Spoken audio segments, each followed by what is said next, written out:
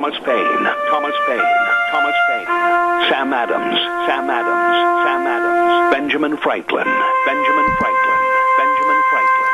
These men spoke up for what they thought was right. From their courage came such documents as the Declaration of Independence and the Constitution of the United States. From their willingness to speak what was sometimes unpopular but right, we enjoy such liberties as freedom of speech, the right to keep and bear arms, and freedom of religion. There are those who still wish to oppress our freedoms, and there are still patriots willing to stand up and defend life, liberty, and the pursuit of happiness. Men like Zeb Bell, who honor our founding fathers and what they stood for. It's now time for Zeb at the Ranch, speaking up and defending your freedoms. Brought to you by Magic Valley Les Schwab Tire Centers and all of the other great advertisers on the program. And now, Zeb Bell. When I'm an old man, I'm going to leave snacks in little bags on the floor all over my house in case I fall down and I can't get up. Good morning, everybody. Here comes Kate Smith and God Bless America. And then we need a patriot with our Pledge of Allegiance on a Monday. Good morning, good morning, good morning. And a good morning to you on this Monday, February 19th, President's Day. Many of you probably have the day off. We'll discuss that in a few moments. But right now, Zeb at the Ranch, I'm Zeb Bell, and brought to you by our major sponsor, your Magic Valley Les Schwab Tire Centers, all 7 locations serving you. And, of course, some of our great advertisers like Burley Physical Therapy and Rehabilitation at 1263 Bennett Avenue, Suite 2 in Burley, helping you get back to being you. Right now, let's go to the phone line and have our Pledge of Allegiance. Good morning. Well, good morning, sir. Hey, Buckwheat, go ahead. Yes, sir. I pledge allegiance to the flag of the United States of America and to the republic for which it stands, one nation, under God, indivisible, with liberty and justice. That-a-boy, Wheels. Thank you. And right now, the weather forecast brought to you by K&R Rental. Roger and the crew at 256 South, 600 west of Heyburn on the Burley-Paul Highway. You cannot miss their location. Believe me, if you miss their location, you shouldn't be driving anyway. But by golly, they get there early in the morning at 7 o'clock to serve you with all the tools, all the equipment to finish whatever job you're doing. Get a hold of them today. And they've got heaters, lots of heaters, and boy, it sounds like this week you're going to need them. Heaters from K&R Rental. And that's, of course, right there on the Burley-Paul Highway, 678-3122. Here now, our weather. Looks like it's going to be a chilly day for this President's Day holiday. Here's your weather forecast for Zeb at the Ranch. A 20% chance of snow showers for today. Other than that, partly sunny skies. On the windy side as well, winds out of the west right around 15 miles an hour. Gusts possible as high as 25 miles an hour. We are expecting a high of 27 tonight.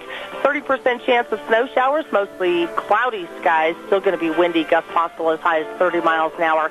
We are expecting a low of 9 degrees, so leave your faucets on a trickle. For tomorrow, 20% chance of snow showers in the morning, mostly cloudy skies, gradually moving to partly sunny by the afternoon with a high of 21. For Tuesday night, mostly clear skies with a low of 9. And for Wednesday, partly sunny, slightly breezy, high of 30.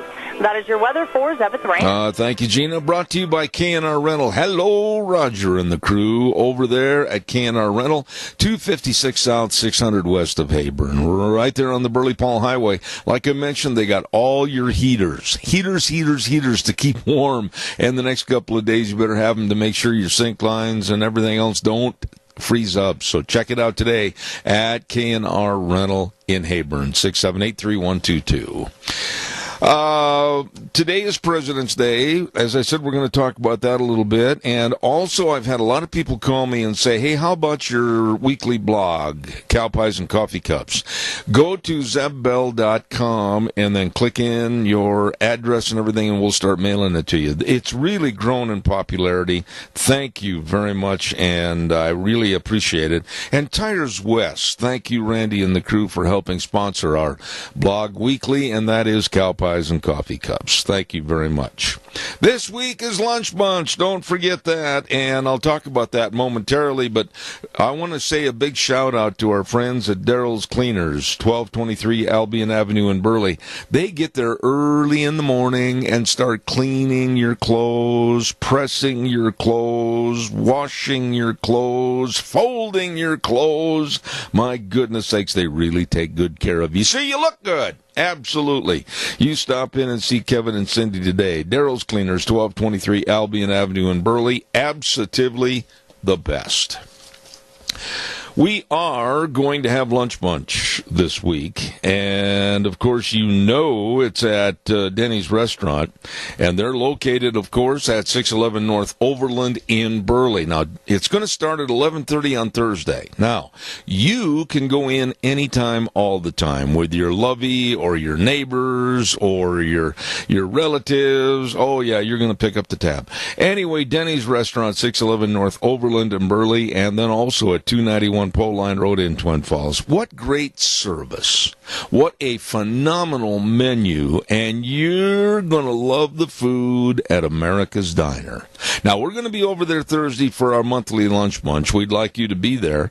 And for our gift certificates, we want to say a big shout-out. Thank you to Walmart, Smith's Foods, Handsome Mortuary, our friends at Stokes Groceries, and, of course, Doug Martin and Denny's themselves. Lots of fun at Denny's Restaurant. And we'll be over there on Thursday.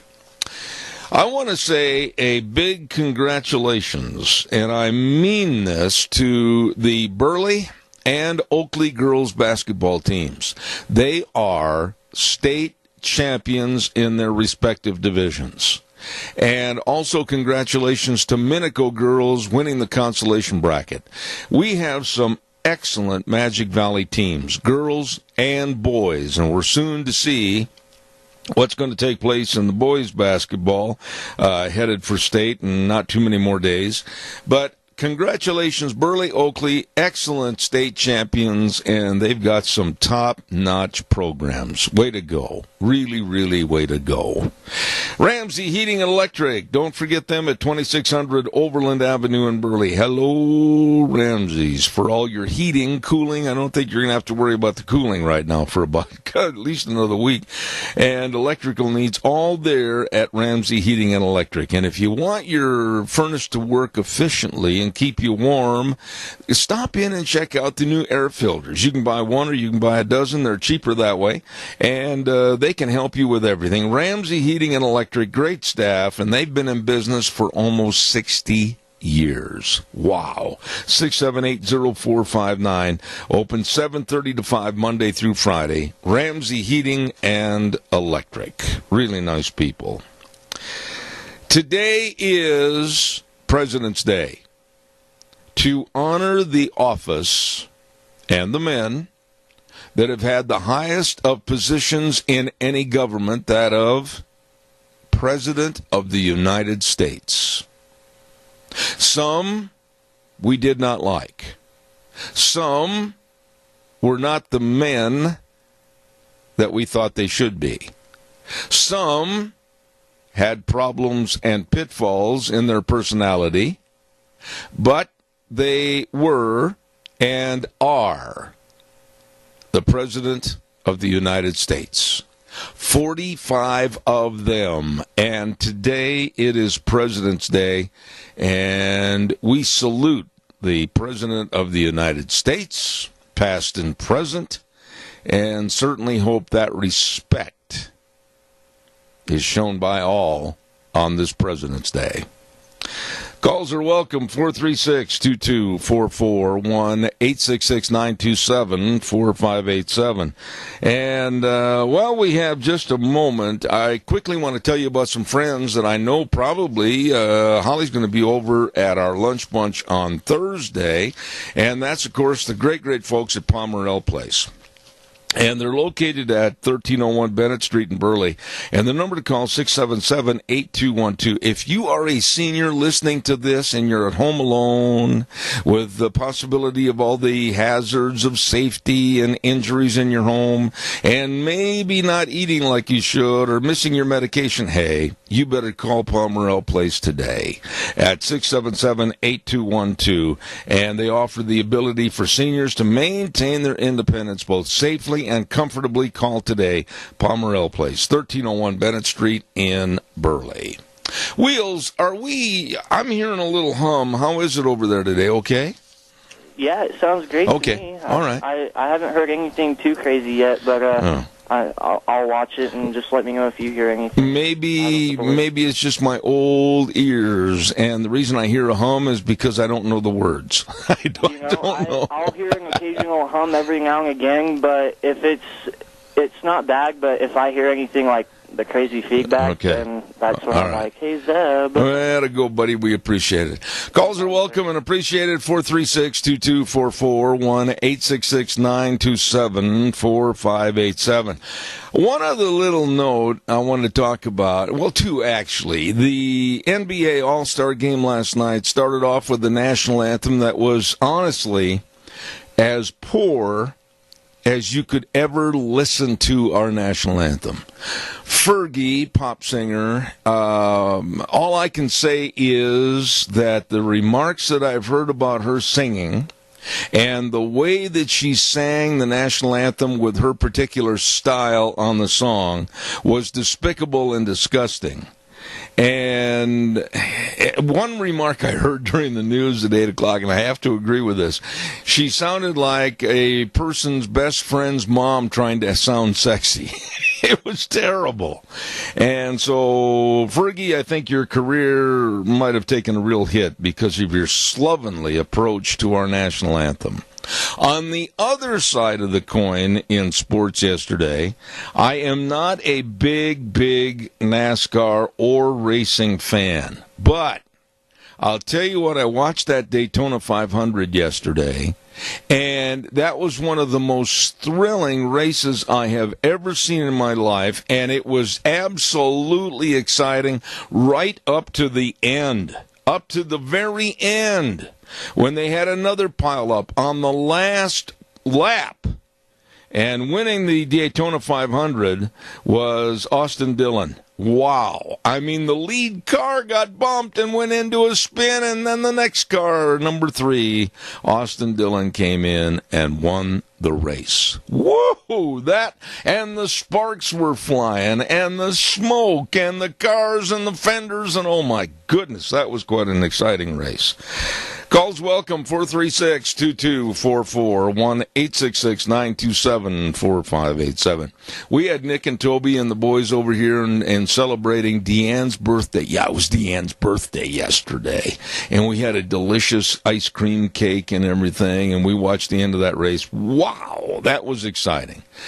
Let's not forget our friends at Dino Septic Service. Oh, my. They are so committed to serving you with septic tanks pumped, a backhoe service, sewer and sink drain lines clean, liquid waste removal. I mean, they really provide a great service to you in a job that you and I don't want to do.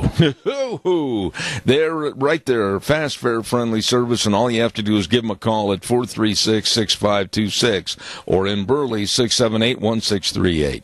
As I said, Dino Septic Service in Rupert, absolutely the best with that great big truck that says, smells cargo on the way. Dino Septic Service, the best. All right, calls are welcome, 436-2244, 1-866-927-4587. This story is just, it's so maddening and so frustrating to hear about this, and I wanted to share this with you this morning, and it's all about a business in Missouri. And what happened was this lady owned an antique shop in Missouri. And she was extremely supportive of the police and wanted to give credit and thank you to the police, and there is that flag with the blue stripe on it. And she hung that flag out in front of her business in Missouri, and others did also.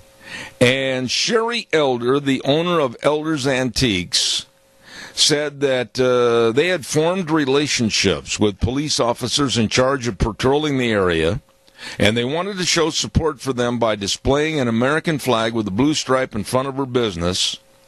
And then all of a sudden, listen to this, people started coming by in her store and swearing at her, harassing her, and harassing her customers because she put up a flag that was supportive of our police. So Sherry Elder removed the flag to avoid further confrontation, but then she found on her door one morning a threat placed in front of her store that said, "Pig supporters not welcome. Flag goes down and stays down, or you go down." In America. I mean, I'm sitting here going, wow. 20, 30 years ago, my goodness, if something had been done to show the support to the police and everything, everybody would have gone with a great big round of applause and cheering. And now there are threats that say, "Pig supporters not welcome, flag goes down, or you go down." What are your thoughts on this? I mean, some of the stories that I have on this program this morning, I am just absolutely irate about because we're losing our sense of decency in this country. We're losing our sense of value, moral values, family values, and Christian values. And nobody seems to really want to stand up and fight back. And now these people back in Missouri have to take down a flag that is supporting the police that are protecting them and protecting their businesses because there's open threats. Pig supporters not welcome. Flag goes down or you go down. And right away, when I heard about this story, one of the first people I thought about with a lot of hatred and animosity in my mind was Colin Kaepernick. You helped start this, my friend. You're a despicable human being.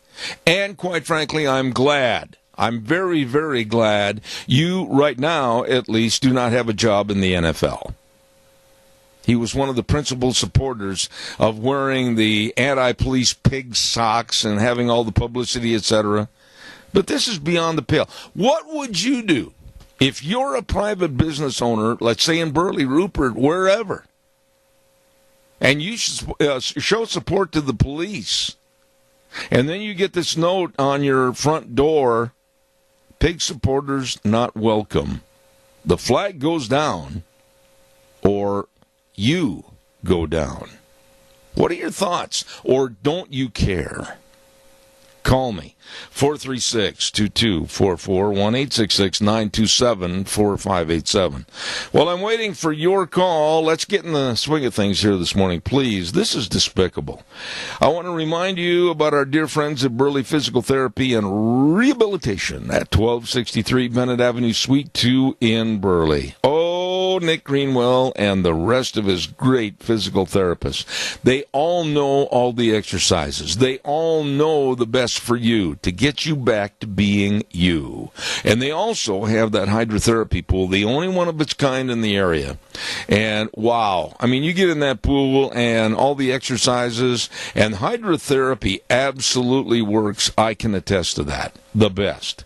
Burley Physical Therapy and Rehabilitation, 1263 Bennett Avenue, Suite 2 in Burley. The number to call, 678-1191. I am surprised and shocked that we haven't had anybody respond to this yet this morning, so please give me a call. I'd like to hear from you. And let's see what else have we got here on the docket, talking about that business. And, this one really gets me. The Times News and I'm just going to fire at will here, has made some, I think, very, very poor choices. But yesterday, in their editorial section, they had a great big front page op-ed that said, Idaho lawmakers advanced racist bill. Well, it's all about the fact that there are many people across the United States. We're not the only state, and we're not the only legislative body that has introduced bills to protect what's happening as an encroachment around our United States, with the big push to accept Muslims, accept Islam philosophies and ideology, and possibly also accept Sharia law into the court system. And this editorial, naturally unsigned by the Times News, of which I want to comment on right there. Whenever I say something on the air or the radio program, you know who said it. It's me, Zeb Bell, and I stand behind my comments. Why then does the Times News have an editorial policy where they can come out and denigrate, chastise, and belittle people, and you don't know who they are? Oh, they'll come out and say, well, that's part of our editorial board. Well, that's hiding behind a locked door. And that proves the cowardice of the Times News newspaper. There is nothing there about who wrote this and who's going to take responsibility for the content. And I'm highly offended by this. There was a paragraph, and I'm going to read this to you in its entirety, that really bothers me, because it is about the Southern Poverty Law Center, that is one of the most left-wing centers in the United States, and has denigrated Christianity and almost every group on the right, including Focus on the Family and others, including a very good friend of mine, Brigitte Gabriel with Act Now for America. Let me read this to you, and it sounds to me like this paragraph, written by whomever at the Times News, is absolutely bent on promoting left-wing politics, especially with this insidious Southern Poverty Law Center. Caller, I'll be there in a minute. I'm going to read this quickly. Here's some background on the issue from the Southern Poverty Law Center. One of the most successful far-right conspiracies to achieve mainstream viability, the mass hysteria surrounding a so-called threat of Sharia law in the United States, is largely the work of anti-Muslim groups such as the American Freedom Law Center and Act for America, a SPLC-designated hate group. Yeah, they call them hate groups. Listen to this. In June, so-called anti-Sharia rallies organized by Act for America were held across the country and attracted white nationalists, armed right-wing militias, and even neo-Nazis. I want to see the proof. I know Brigitte Gabriel probably better than most. She's been on my program many, many times. And Brigitte is absolutely an American that takes pride in our country and our flag. And for the Times News to lower themselves and say what they did, they should be ashamed of themselves. Caller, good morning. You're on the air. Oh, good morning, Mr. Bell. How are you? I'm peachy, Donna. Go ahead, please. Well, on your first article on your program this morning, as far as that business owner goes, we the people need to take a stand. I support all of our law enforcement. It doesn't matter what country it's in, what state it's in, and any of the first responders. You know, they put their lives on the line every single time they put that uniform on. That woman is a patriot. And if I was the business owner, I'd just stand there, leave the flag up, notify the police department, and let them take care of it. But I just, thumb my nose at them and say, bring it on, bucko. Yeah. I have the right to do what I want to do. It's my business. I have the right to fly a flag if I feel like it. If you don't like it, don't come to my store. Well, and here's the thing. You said it best, and I know you and your personality, and I agree with you. But here, no, it's not a laughing matter. It's very serious. I agree with you to the point that cowards are being made of Americans today because they're being threatened and coerced to do less than exercise their freedoms. And what I mean by that, if you're, like you said, a store owner, and we have to be afraid to kowtow to the liberal, absolutely insane left, we've lost it in America. Oh, I think you're totally right. That's why I said, we the people need to stand up and say, we have the right, it's our constitutional right to fly the flag if we choose to do so. I mean, we fly our flags out every day. Yep. And, our first responders are important to our communities. And for them to come in and say, you take down the flag or we'll take you down, that's a threat. That is a threat. And I don't take those lightly at all. And I'm not a violent person, but I'll stand up for what I believe. No, but there... Wait a minute. You said you're not a violent person. And I know you, and I know that's true. But it's kind of like we're being pushed into a corner right now in America, and we have two choices. We can literally shrink like a violet in the corner and go, oh, please don't hurt me or my business. I'll do exactly what you say. Or we can step out of the corner and hit the bad people in the nose. I'm right there with you. Yeah, pushed into a corner, I'll come back at you. There you go. But it takes a lot of pushing. But I think that store owner should stand up, let the police know what's going on, and I'm sure she probably has. But stand up and say, you know what, if you don't like it, too bad. Yeah. And whether it means they're going to have to wire their doorknobs up to 220 or sit behind the doors 24/7 with armed guards, that flag supporting the police would stay. You betcha. All right. You betcha. I'm all for the 220 hookup. So am I. Why, what a warming experience that would be. Have a good day. Thank you, Donna. You too, my friend. All right. God bless. Nice lady right there. It's the truth. We are being told that, oh, well, you're terrible. Why, you're going to incite violence. Why, you're advocating violence. No, I'm not. Nor was she. We're just saying that, dadgummit, we got to protect our business, our home, our families, and we're not going to be cowed by these liberal left snakes in the grass telling us, hey, the flag goes down or you go down. What is it? Maybe the flag for the police? And then a couple of months from now, it's the flag that you put out in front of your home or your business of this great United States of America. The flag goes down or you go down. What are we going to do? Roll it up, fold it up, and hide it in the attic? Oh, because we've got to be so afraid of these threats. Are you afraid of the threats? Or would you pursue the threats? And these people need to be poked right in the nose. Plain and simple. Calls welcome, 436-2244, 1-866-927-4587. I've got to give away a dozen cookies quickly, and this is an easy question this morning because I've got to get rolling here.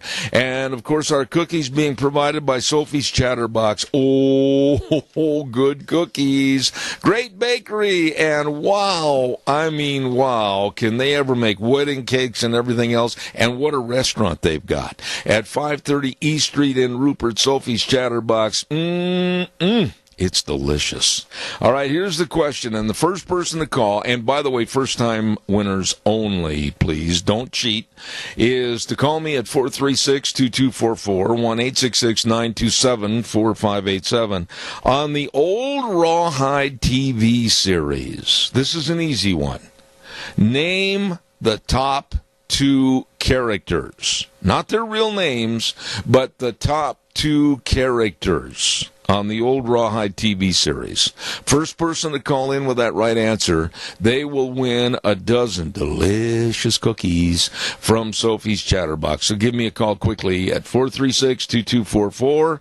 Name the 2 top characters on that Rawhide TV series, and you'll be the lucky winner. Quick, quickly give me a call. I'm waiting for you right now. While I'm waiting for that call, I also want to remind everybody about Barry Equipment and Rental. We had one on the air with us this last week, and he was telling us all about training people out in the big sandbox behind the business to run the various pieces of equipment. I mean, you stop in, you go, yeah, I just don't know how to run this. Well, there you go, back of the building, great big sandbox. They'll teach you in just a matter of a few minutes.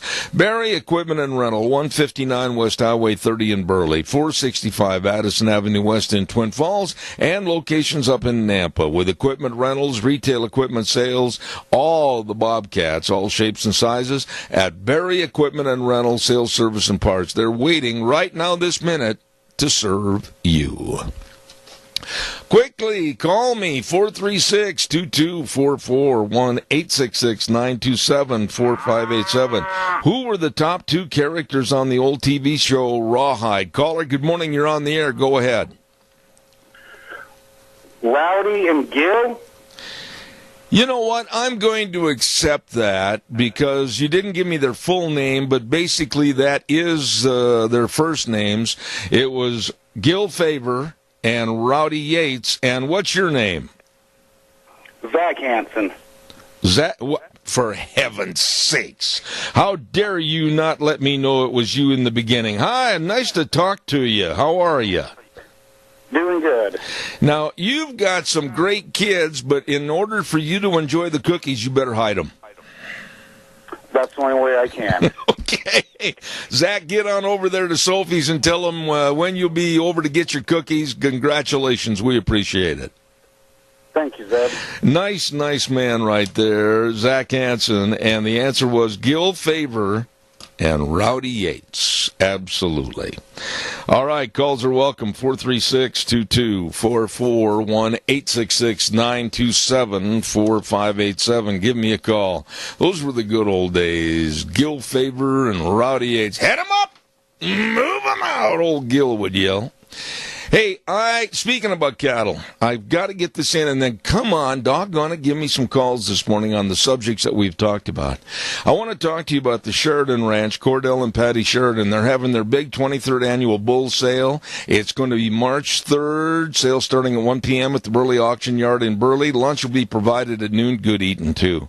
And they're going to have 30 coming 2-year-old bulls and 50 yearling bulls, free delivery up to 300 miles. This is a ripping good bull sale, and their program emphasizes calving ease, structural soundness, udder quality, growth and moderate framed, easy keeping cattle. So you find out more, call Cordell and Patty Sheridan at 824-5531, and they're going to have that really good bull sale at the Burley Auction Yard on March 3rd. Don't you miss it. That is an excellent bull sale. Caller, thank you. Good morning. You're on the air. Good morning. I just wanted to let you know that there still is a free lunch at the senior center here in Burley. Anybody that's never been there before, a single or a couple, I'm buying lunch. Now today we have, if you get there a little early, I think you'll have a bowl of hot soup for you while you're waiting for lunch at 12. We're having roast beef and all the trimmings, and I guarantee you won't go away hungry. You know, they're outstanding there. I just want to encourage any and everybody to, don't have to be a senior to come out there and eat with us. At the Senior Junction, right, Joe? That's called the Senior Junction. That's on South Overland on the east side. All right. Well, I want to tell you how much I appreciate your being so friendly and caring for the folks. And it sounds like Joe's going to buy a ticket for a person to come on out and have a free lunch today at the Senior Junction with a bowl of hot soup and then roast beef and all the trimmings. Joe Taylor, God bless you, man. We'll hope everybody shows up. That's good for all week, the first single or a couple. Oh, my goodness. I've never been there before. I want to invite you to have lunch with me. All right. Well, you sit down there and talk to the chief, and that's Joe. I appreciate it. God bless you, sir. Thank you. Thank you. All right. Thank you and all that you do for the community. Well, thank you, Joe. Have a good one. Very nice of you. Thank you very much. What a nice man, and he's overcome a lot of obstacles, and I just absolutely cherish his friendship and also his abilities. He's outstanding. Joe Taylor says, hey, for new people, come on over this week. I'll buy you lunch for the first ones that come in the door that have never been there before at the Senior Junction. That's nice. All right, calls are welcome, 436-2244, 1-866-927-4587. We were talking about Brigitte Gabriel and Act Now for America as opposed to the Times News and their editorial board slamming a bill that is going possibly through, and I hope it does go through, our legislative session that would make sure that Sharia law is never imposed in our courts here in the state of Idaho. I want to tell you that this is not just Idaho. There are a number of court cases in which civil law and Sharia law clash, and they've happened already here in America. Many American states have introduced bills banning their state's courts from accommodating Sharia law. So this is not anything new. It's not being led by a bunch of white supremacists or anything else. No. A lot of people are very, very worried because a lot of these bills to not let Sharia law come into the states have been stalled by the Muslim Brotherhood, which accuses the bills and sponsors and supporters of being Islamophobic. And that's exactly what they're talking about in that frivolously stupid op-ed in the Times News yesterday. Read it. You'll see exactly what I mean. We'll have more on that. Give me a call, 436-2244, 1-866-927-4587. Quickly, give me a call. I want to hear from you over anything this morning, so give me that jingle. I want to remind you, too, about our friends over at Redder Showcase. Now, today, it started actually last week, and it continues through today, President's Day, a great big, huge sale, up to 18 months, same as cash, and they've got the best of furniture, they've got the best of sectionals, and the best of love seats, and they've got the best of appliances, and all the mattresses. A lot of people don't realize that Redder Showcase has the biggest bedding department in the Mini-Cassia area. Don't forget, up to 18 months, same as cash on approved credit. It's going on right now at Redder Showcase. Great big President's Day sale. You stop in and see them today. Caller, good morning. You're on the air. Good morning, Deb. You know who I am, and you know how I feel. I just think that it's time for our lawmakers and the leaders in this country get a stainless steel backbone, because America is too great to just sell out to anybody who wants to come to this country. Now, my mother-in-law immigrated from Japan to the U.S., and it was after the Second World War. And believe me, you didn't step your foot down on the West Coast without having been fully vetted, and the people knew that you were going to be good. And do you know that Japan has become one of our greatest allies? And it was because they had to respect us. Yep. And we respected them back, because they learned an awful lot from the Second World War.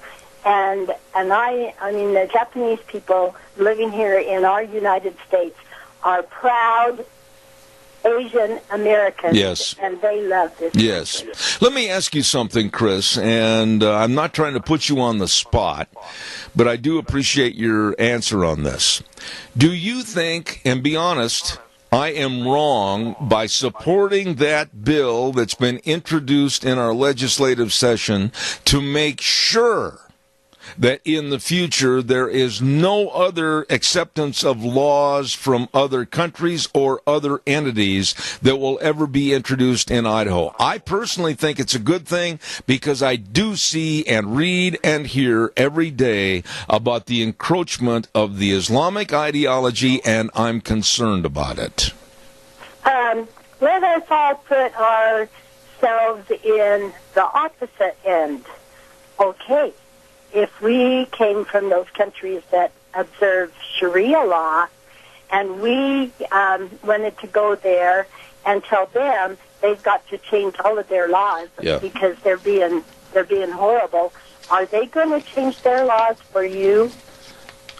No. Simply put, no. And they seem to be happy with those kinds of laws, and if they want to live in those countries where those are the laws, stay there. I just don't bring that to my country. I just want to say I have members of my family that shed their blood so that we could have this freedom, and I think almost everybody listening to your show has relatives that did. Yeah. The one thing that really bothers me about the Times News and their almost endorsement, and I use those words, almost endorsement, of a far left, very anti-Christian, anti-right group called the Southern Poverty Law Center. I'm really concerned about that when the Times News didn't even have the guts, simply put, to show who wrote this article, this op-ed. But when you talk, everybody knows who you are. When I say something, everybody knows who I am. And I'm not ever going to back up and try to hide or conceal who I am or my remarks. Why can't the Times News do the same thing? Well, I don't know. It seems to me they've forgotten the rules of real good reporting. And there's always two sides to everything. But the Times News has forgotten who they represent, and they seem to prefer the opposition over the people who are obeying the laws and making this country great. I agree with that, and I've got to do a weather forecast, but I thank you for calling in on this subject, Chris, very much. Thank you so much. Thank you. God bless. Nice lady right there, and I appreciate her remarks. I just don't like people that haven't got the backbone or the conviction to stand up for their opinions. It's too easy for any newspaper to say, well, that's our editorial board. Bunk. Cowboy terminology. I wanted to say something else. But I want to know who wrote that, so that maybe even I could have them on my program and look directly into their eyes and say, wow, I think you really are wrong. Caller, I'll be right there. Please, I've got to get a weather forecast here. I'm running really late, so stay with me. Don't hang up. I'll be right there. Weather brought to you by Mount Harrison Audiology and Hearing Aids, and they are located right behind the Minidoka Hospital, across from the emergency room. And the number to call for a hearing screening appointment, 312-0957. They have the best of two doctors serving you, Dr. Christine Pickup and Dr. Courtney Mitchell, and they know hearing. They can help at Mount Harrison Audiology and Hearing Aids. Right now, here's Gina with the weather. Looks like it's going to be a chilly day for this President's Day holiday. Here's your weather forecast for Zeb at the Ranch. A 20% chance of snow showers for today. Other than that, partly sunny skies. On the windy side as well, winds out of the west right around 15 miles an hour. Gusts possible as high as 25 miles an hour. We are expecting a high of 27 tonight. 30% chance of snow showers, mostly cloudy skies. Still going to be windy, gusts possible as high as 30 miles an hour. We are expecting a low of 9 degrees, so leave your faucets on a trickle. For tomorrow, 20% chance of snow showers in the morning, mostly cloudy skies, gradually moving to partly sunny by the afternoon with a high of 21. For Tuesday night, mostly clear skies with a low of 9. And for Wednesday, partly sunny, slightly breezy, high of 30. That is your weather for Zeb at the Ranch. And thank you, Gina. Brought to everybody by Mount Harrison Audiology and Hearing Aids. And, of course, they're located, right behind the Minidoka Hospital, across from the emergency room. Call today, 312-0957. Caller, thank you for your patience. Go ahead, please. You're on the air. You're welcome, sir.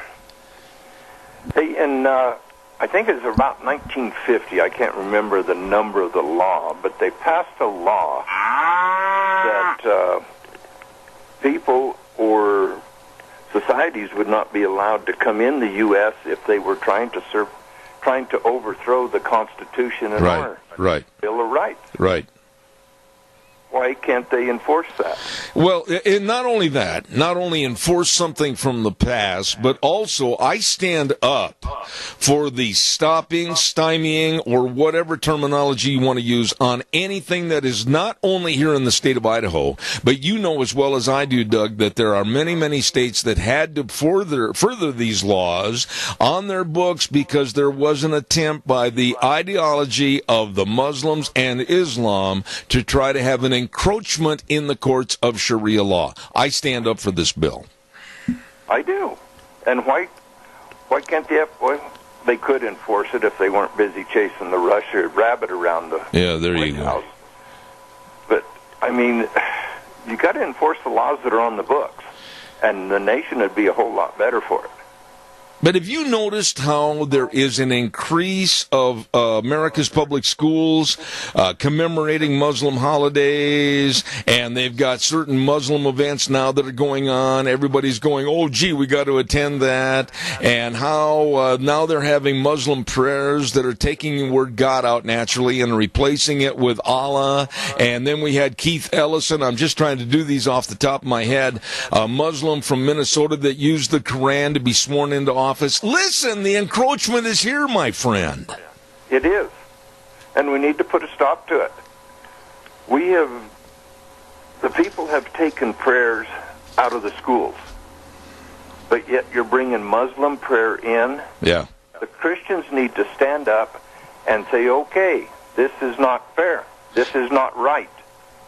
Either you allow us to have Christian prayer back in schools, or there's not going to be any Muslim prayer. There's not going to be any Muslim teachings if you're not going to teach Christian values. And what about the fact, and caller number 2, I'll be there momentarily, what about the fact that the Times News also endorsed, I would say, the Southern Poverty Law Center, who is an absolute left-wing hate group that hates everybody on the right, including Christians?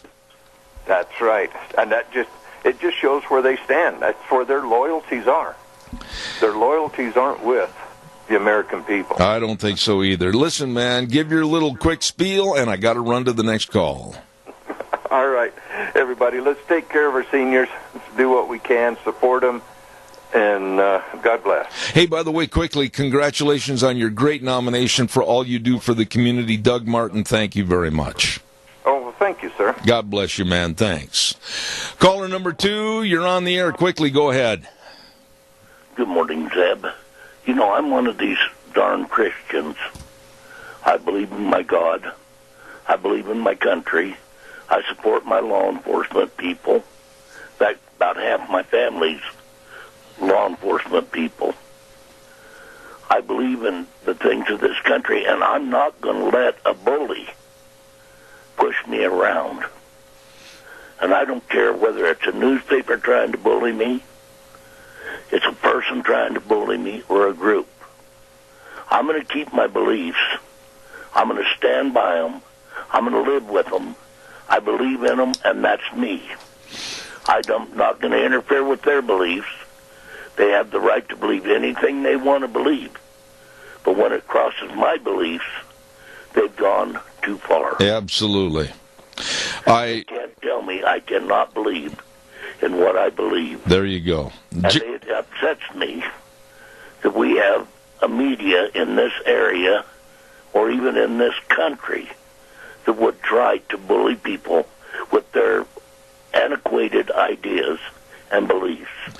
We don't need to be picking on people because we believe a little bit different than they do, and we do not need to do that ourselves. I'm not going to write in and criticize the Muslim religion, and I'm not going to say anything bad about them on the radio with you, but they better never, ever, ever think of trying to change me. It won't happen. There you go, Jerry. I always appreciate your candor, and thank you so much. I think you have kind of summed everything up. Thank you, Jerry, and God bless you, man. Yes, may the Lord bless you and all your young people that listen. Okay. I love that word, young people. Thank you very much. Thank you.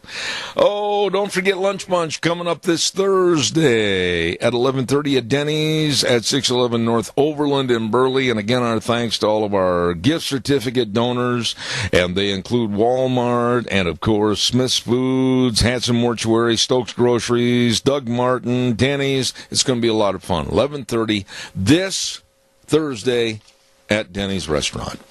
Our major sponsor, your Magic Valley Les Schwab Tire Centers, are celebrating their big Founders Celebration in honor of Mr. Les Schwab. I'm so blessed to have met this man years ago, and what a great man, great businessman, and a very friendly human being.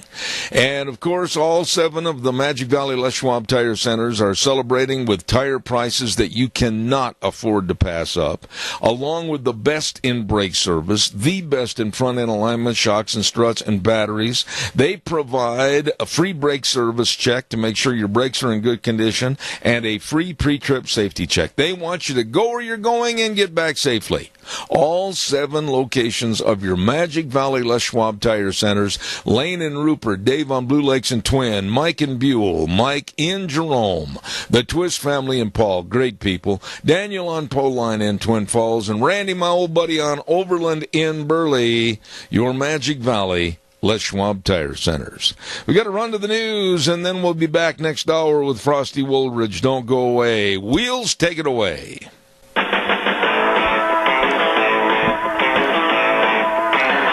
Oh, good morning. Good morning, good morning, good morning. I'm Zeb Bell, Zeb at the Ranch, with our major sponsor, your Magic Valley Les Schwab Tire Centers, all 7 locations serving you and celebrating the big Founders Celebration in honor of Mr. Les Schwab right now. And you stop in and see any of those 7 locations for the best in tires for your car. Don't forget, too, also some of our great advertisers like Burley Physical Therapy and Rehabilitation at 1263 Bennett Avenue, Suite 2 in Burley, helping you get back to being you. Right now, let's quickly, Wheels has got his finger on the button. Let's hear these good words for Western Waste Services. From the canyons of the Snake River and all across southern Idaho, we're always at your disposal. Western Waste Services, we care about our community, our resources, and this free land. Western Waste Services is lending a hand, always at your disposal. Western Waste Services. It's true, always at your disposal. Western Waste Services, get on the route service. It's so easy. It's just a telephone call away, 734-6969. Tell them where you live. Tell them to come get your garbage. Done deal. All over. You bet you're going to love it. They are the best. Western Waste Services, always at your disposal, 734-6969. Quickly, the big President's Day sale continues today at your great friends at Redder's Showcase. Holy smokes, you don't want to miss it. All the way through the end of today, Redder's Showcase at 2611 Overland in Burley. All the Whirlpool, Maytag, Amana, and KitchenAid on sale, along with the biggest bedding department in Minnecasia area. You better stop in there now. Up to 18 months, same as cash on approved credit. Great folks, great buys at Redder's Showcase, 2611 Overland in Burley, with the great big President's Day sale continuing. And last but not least, I also want to mention our friends at Hanson Mortuary at 710 6th Street in Rupert with our dear friend Joel Heward. I mean, this man, his family, and his staff, very flexible hours to serve you and your family when there's the passing of a loved one, to help you with all the arrangements. And always remember this, upholding the highest ethical standards with unquestioned integrity. Please write the number down and remember Hanson Mortuary at 710 6th Street in Rupert, 436-5636. That number again, 436-5636, with Joel Heward. And by the way, Joel Heward also serving you at Morrison Payne Funeral Home on East Main in Burley. It is Monday, and I get a chance to talk to a dear, dear friend, and I can't wait to hear some of his opinions this morning. Frosty Woldridge, Golden, Colorado. Good morning, sir. How are you? And good morning, Zeb, and good morning to everyone listening this morning. It's always a pleasure. And yes, sir. Boy, do we have a lot to talk about. Frosty, I'm not going to beat around the bush, and I'm not going to hedge on my words. As you know, I'm very blunt. If people don't like what I say, they've got two options. Either listen to more or turn the dial. We have a real problem in this country now after this absolute heinous tragedy in Florida with the shooting at that high school. What do we do? Where do we go? What needs to be done? Well, I would really direct everyone to read my latest column at newswithviews.com. It's also on Freedom's Phoenix. It's also on Capitol Hill Outsider in Washington, D.C. I really try to get these columns out, and my main goal, my intention, is to educate the American people. And the latest, titled Violence in America, March for Our Lives in Washington, D.C., and obviously, the focal point that just occurred is this kid, 19-year-old kid named Cruz, Hispanic kid, shot the place up. And I see that kind of terror and that kind of suffering in those young 17 people, well, the 3 teachers and the 14 kids that were killed. My heart goes out, and you can't help but feel, and especially as a father myself, you understand and you appreciate where we were going 40 years ago. When I was in high school, divorce was like unheard of. Today, 50 to 60% divorce rates. Weekend fathers. 7 out of 10 African American children are born into this world without a father, and they live with their mother who is on welfare. No direction, no guidance from a father, especially with young boys. You need a father that's going to rein them in and give them discipline and give them respect. You also are now lacking community. When you look at all of these kids and their parents coming in from everywhere and anywhere, there's a lack of community, there's a lack of ethos.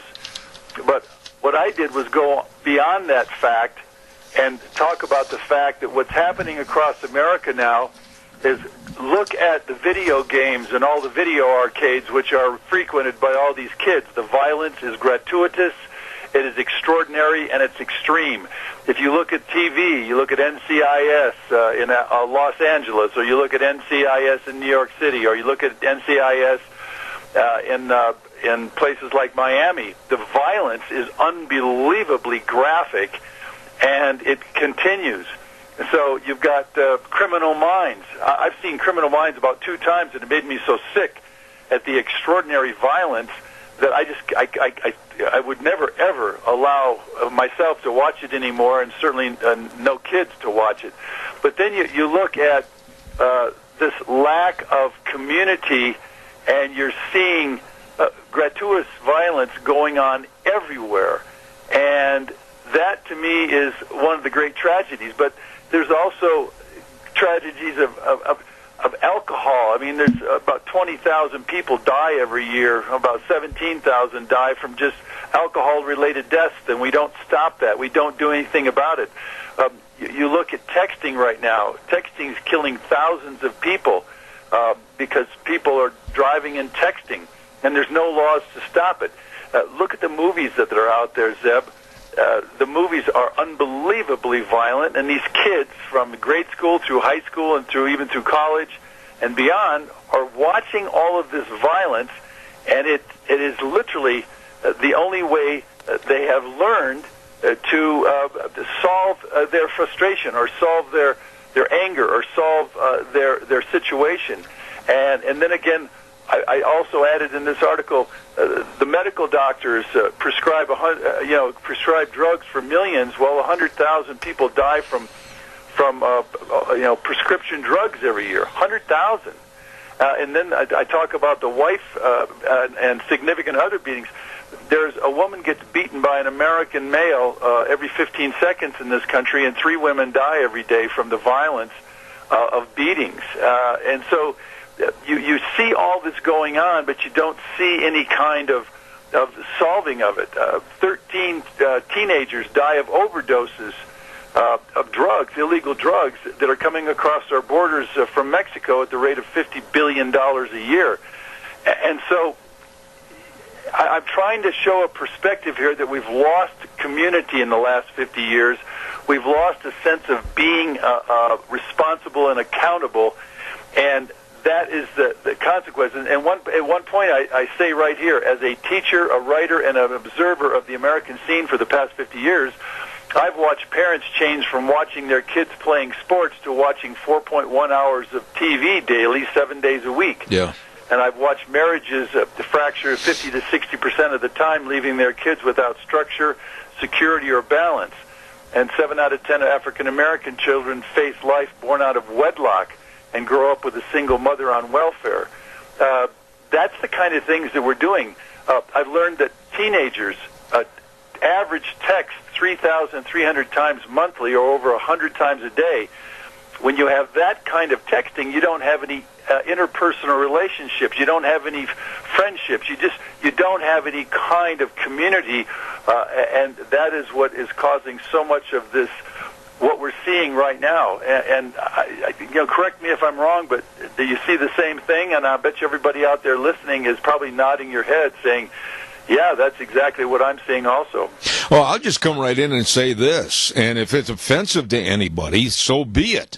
I'm very blunt on this program, and I'm not going to back up that I think our moral values and our social values and our values of family, going to church together, praying together, eating together, doing things together, has been thrown asunder, and we live in a society that criticizes those activities. And I'm going to stand up and say, they're wrong, I'm right, and we need to get back to the basics. Well, exactly. And, you see, like TV programs like The View with Whoopi Goldberg. Oh, brother. Or whatever her name is, Whoopi, and some lady named Joyce Baer. They actually criticize Christians for being Christians, and they criticize ethical and moral behavior as something that's just passé. And yet that's what essentially has held our society together, that we are all one people, and that we all had a strong religious foundation where we all went to... I mean, I go to church every Sunday. It brings me comfort. It brings me a sense of spiritual cohesiveness. It keeps me in contact with the divine, and yet you're looking at these TV programs making fun of me going to church. Yeah. And all of Hollywood making fun of our country and our Constitution, and when you see all that kind of thing happening, you also see just a disintegration of what it is to be an American citizen and what it is to enjoy community. Well, I will say this, and I want to get your response on this topic. I think that parents need to reevaluate the word no. In other words, no, you can't go to the mall. No, you're not going to have that smartphone. No, you're not going to go out with so-and-so. No, you're not going to go out on Saturday night. The word no needs to be re-implemented, and parents need to take charge of their kids. I don't care if they like it or not. That's what's got to happen. 100%. We need discipline for our children to set the boundaries and set the line. My father, he was very, very much a man who would allow us to have very good childhood lives, and he also set the boundaries. What was right as far as speech around the house, we did not curse around the house. We were certainly obligated to mow the lawn, paint the fences, clean up our rooms, make our beds each day, and leave the lavatory clean after we had just brushed our teeth. And we had chores to do, and those chores were absolutely a part of our lives. And yes, he set the line right there, and you didn't want to cross it with my dad. You didn't want to upset him. because there would be some consequences. And it's amazing. We learned very quickly that we didn't want those consequences, so we were good kids. Well, that's no longer the case anymore. There's no discipline in the schools anymore. You simply can't even kids will defy teachers, and cause all sorts of mayhem. And even I forget how many teachers are killed every year in the United States, but they're actually killed by the students in these high schools. Well, you said in your article, and it was very well done, by the way, I compliment you on that. But no matter what means is used for some of these people like this Nicholas Cruz to step into a school and just massacre these kids, it's just so tragic, I don't even want to talk about it. But we can't bury our head in the sand. We've got to come up with some answers. We've got to come up with some alternatives that are going to stop these crazies from trying to hurt and harm our kids and our teachers. Whether it means we're going to have armed guards at the doorway, I'm in favor of it, as long as they're not a Barney Fife type. I want somebody there that knows what they're doing, like a former SEAL or whatever. Or we're going to have to come up with holograms to make sure that their hologram is worn, they get into the school, or they don't. We're going to have to come up with some alternatives that are tough and stringent, but we're going to have to do it. We are going to have to do it, and I would agree with that. We need an armed guard. We need only one entrance that comes into the school in the mornings or at all times, and literally metal detectors coming in, because that's what's happened now. To get on an airplane, to get into any Capitol building here in Denver, to get into the Capitol building, there's a complete search of you, and you go through a metal detector and an X-ray. And so the same thing is going to have to happen in our school systems, and that's just the reality of our times. And we simply have to start doing it, because these killings and these high school shootings are really occurring with too much rapidity, and too often for my sense of balance. And we just simply have to do that. I don't know what your stand is on guns and the ownership of guns, but I will tell you this. I am not about to subject myself or my family to the total insecurity of being left unprotected. I am the first line of defense for my family and my property. I am not going to relinquish that right. I am going to support law enforcement, but they can't be there in the drop of a hat. And no, they can't. And each one of us must retain the Second Amendment.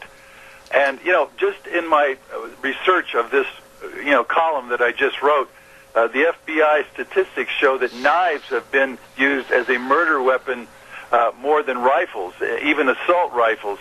And in fact, in 2013, knives and other cutting instruments killed 1,490 victims. In contrast, the rifles only killed 285, and shotguns killed 308. And so the ratio is well over 3 times as many people die from knives and knife attacks than they do from rifle attacks. We have a caller with a question and a comment. Caller, quickly, we're short on time. Go ahead, please. Yes, thank you for taking my call. I have a solution to the gun problem, the mass killings and whatnot. It's real simple. People need to start treating each other with respect and love again. I've noticed this generation, I hate to be judgmental, but the fact is I've noticed this generation, this younger generation, not treat people very well. They play the little games. And I also would like to mention, people need to watch Schindler's List. We're heading that way. I know it seems kind of a offhanded way to describe it, but people need to watch Schindler's List and what's at hand in store for us. I appreciate your comments, sir. Thank you for calling in. Frosty, the gentleman said that basically we need to get back to a era of respect for one another and really teaching brotherly love. And I'll tell you what, it goes back to one word, and people are going to be offended if I say this, but I don't care. It means better parenting. Do you agree or disagree? Well, exactly, and the caller's right on the money. At the end here, I ask any solutions, and I write, please realize that hoping the other guy will push for changes in Washington, D.C., or in your state capital flat out isn't working. What I think and what I say at the end of this article, we must be the change makers ourselves. Remember, government of the people, by the people, and for the people remains one of our greatest constitutional gifts. We better start holding our kids closer, love them more, and make them feel wanted. We must give them our time. We must make them feel whole, secure, and cherished. That's what brings up a solid human being. I'd rather build a boy or a girl into manhood or into womanhood rather than try to repair the criminal once they've already been literally down the wrong road. And so that's what it gets down to. It gets down to parenting. As a teacher, I remember they always said we need better teachers. No, we need better parents to deliver better kids to the teachers so that those children that go into our schools are ready for education. They're excited about learning. They're excited about themselves. They are very positive about themselves. They have very positive self-concepts. That's the kind of children we want to give to our schools so that they can turn out to be productive and contributing citizens to our society. And it all starts with parenting. Absolutely. Real quick, Frosty, I've got about 3 minutes left. Yep. If all of a sudden this afternoon at 4 o'clock you turned on the news and heard that the Democrats and the rest of the party was advocating a complete confiscation of all of America's guns, what would be your reaction? My reaction is, no way. I will not tolerate any. The biggest thing that George Washington said and Thomas Jefferson said, that this Constitution protects us from government. And government is really what we have to protect ourselves. And the Second Amendment gives us the right and the ability to protect ourselves from a government that is a tyrannous government, if you will. And that has stood the test of time, because where you see guns are banned, such in Chicago, Chicago right now is the murder capital of the United States, probably the murder capital of any city in the world, and it's because the guns are so banned in Chicago, no one has the ability to defend themselves. And so that would be my remark with any of that. And the Democrats are just totally illiterate, and they simply don't understand the Constitution and the reason for the Second Amendment. We must maintain the Second Amendment at all costs in order to ensure our freedoms. And I think you and I can sum this conversation up by saying our heart goes out to the families, the victims, and the wounded of such a horrific tragedy. Something has got to be done. We have to have better security for our schools. And quite frankly, Frosty, I think there are many, many things that can be done, and they have to be looked at instead of being poo-pooed by the legislature. In total agreement. And again, we need to move toward community and positive marriages with positive children, and with that sense of belonging and sense of understanding that we're all in this thing together, and there are solutions, and it's a matter of all of us, parents and communities, working in that realm to bring about healthy, wholesome kids that are going to go out into the world and be contributing members of America and to our society. And it really gets down to community, it gets down to communication, it gets down to parenting good kids, to have them go to school and become good students and then become good members of society. And yes, my heart, like you read in the column that I wrote, it's just like the savagery slides into your mind like an unwanted nightmare, and no, not again. I'm in a great deal of pain for those children and their families, because it's just something that just breaks my heart on so many levels. You know, I appreciate our conversation this morning, as I always do. Frosty Woldridge in Golden, Colorado, a dear friend of this program. God bless you, my friend, and talk to you next Monday. Thank you, Frosty. Thank you, Zeb. God bless. As I said, one of my dearest friends, Frosty Woldridge, thank you very much for being on the program this morning. We have a great big spring consignment sale that's being planned for March 24th, and they're already taking consignments for this through the Rogge Auction Company. You betcha. Ron Rogge, 431-6187. Cade Rogge at 431-0074. Jed at 670-4042. And Rogge Auction Company taking consignments of farm equipment, four-wheelers, panels, tractors. Please, no household goods or tires. This is a quality sale. The Minidoka County Fairgrounds on March 24th, starting at 10 a.m. Spring consignment sale managed by our friends Rogge Auction Company. You get a hold of them today. Also want to remind you about our dear friends at Lee's Furniture, Floors, and More. Hello, Jeff Bronson. He was on the phone with us last week, as a matter of fact, and they are celebrating today the big President's Day sale. Holy moly, 40% off entire furniture inventory. I'm not kidding.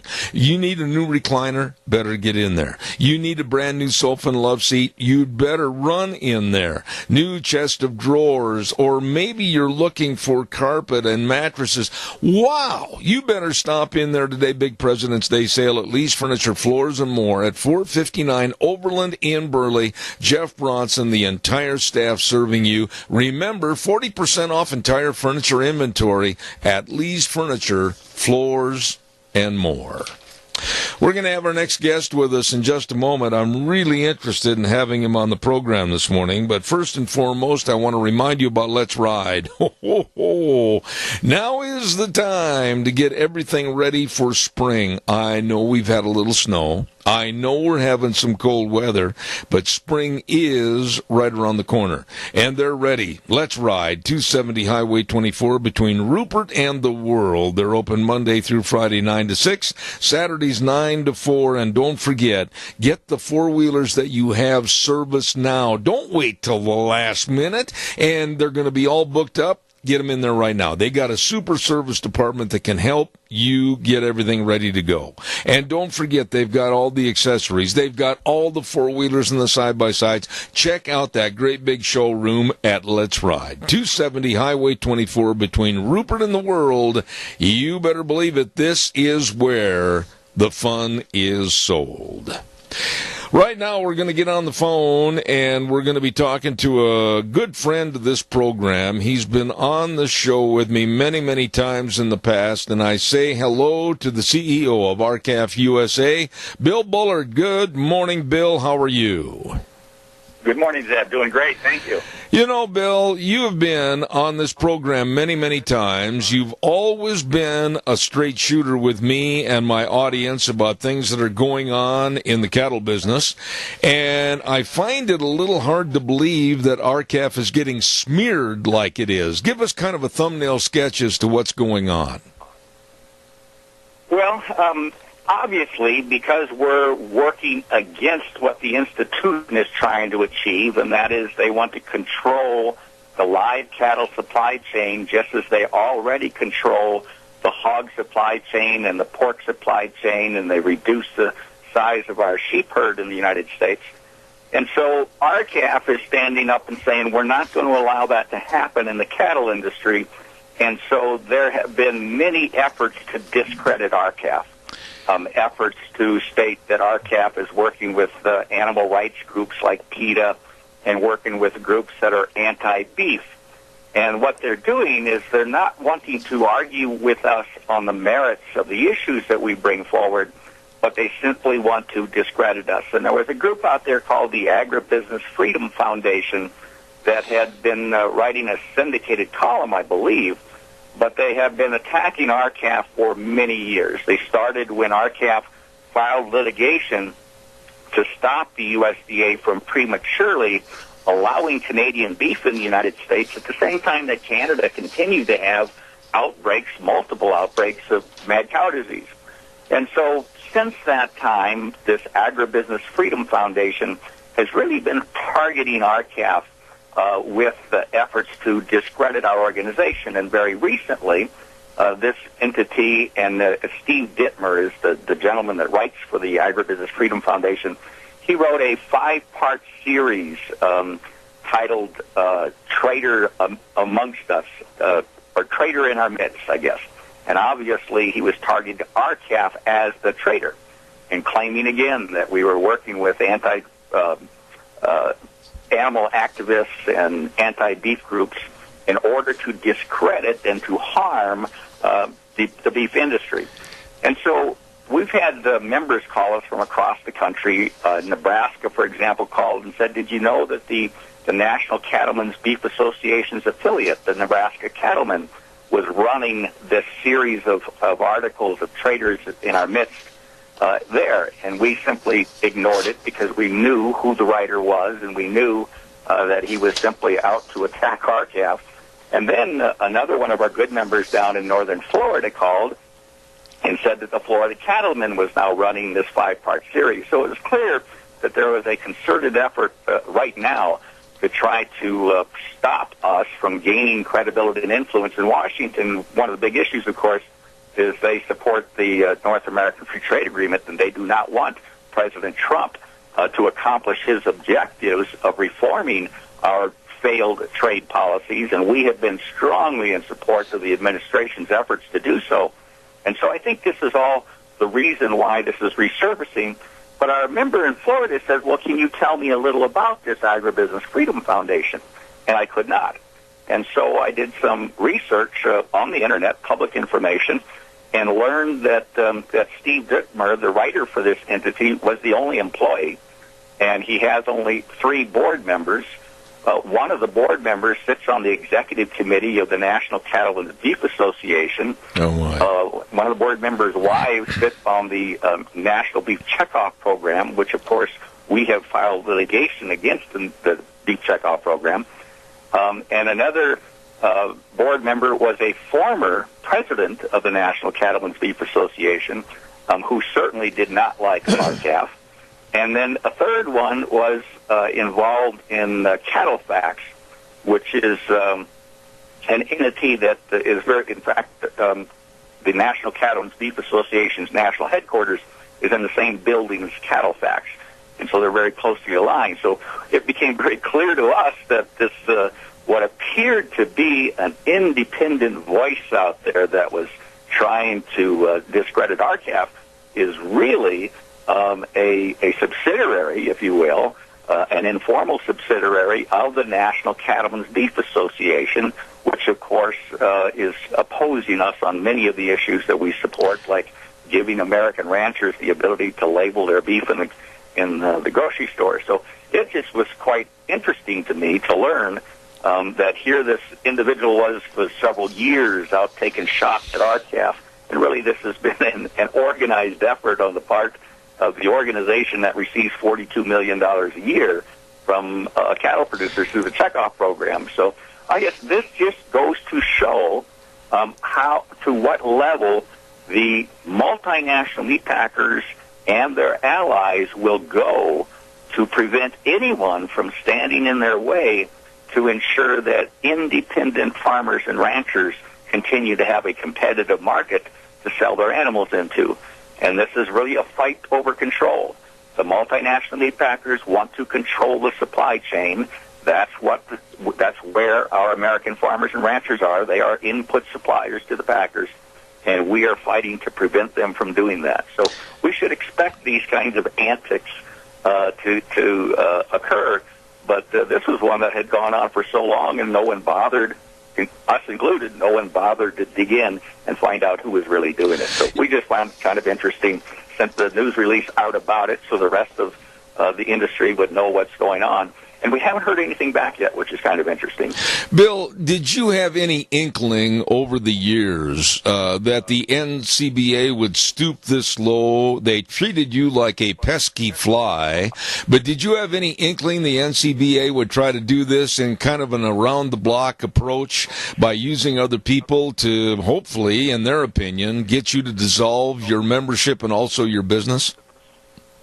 Well, and the answer is no. We thought they were up and up. We had legitimate differences of policy positions. We debated them in public. After we did that, of course, they would no longer debate us in public. But nevertheless, they have always been relatively transparent as far as we knew in their efforts to fight against us. But and so we viewed this aside issue with the Agribusiness Freedom Foundation as someone who must have been funded by the multinational meat packers themselves, and it appeared this individual's life's mission was to discredit RCAF. And he would say things in his articles, like calling someone a traitor and like accusing them of being aligned with and involved with organizations that we were not. So these are things that you would not expect a national organization to do. But when they were able to essentially launder their message, as the crime syndicates will launder money, here the NCBA was laundering its message through this entity that it was controlling and managing so as not to disclose the fact that it was coming out of the NCBA. So clearly a very underhanded approach, and absolutely not. It really surprised us to learn where this was coming from. Bill, if you had the opportunity today to sit down and face across the table the head of the NCBA, or at least have two or three from your side, debate two or three from the other side, do you think that there could ever be agreements made to help the industry as a whole, or is the chasm too big right now to ever be healed? Well, the answer to that lies in the actual organizational structure of the National Cattlemen's Beef Association.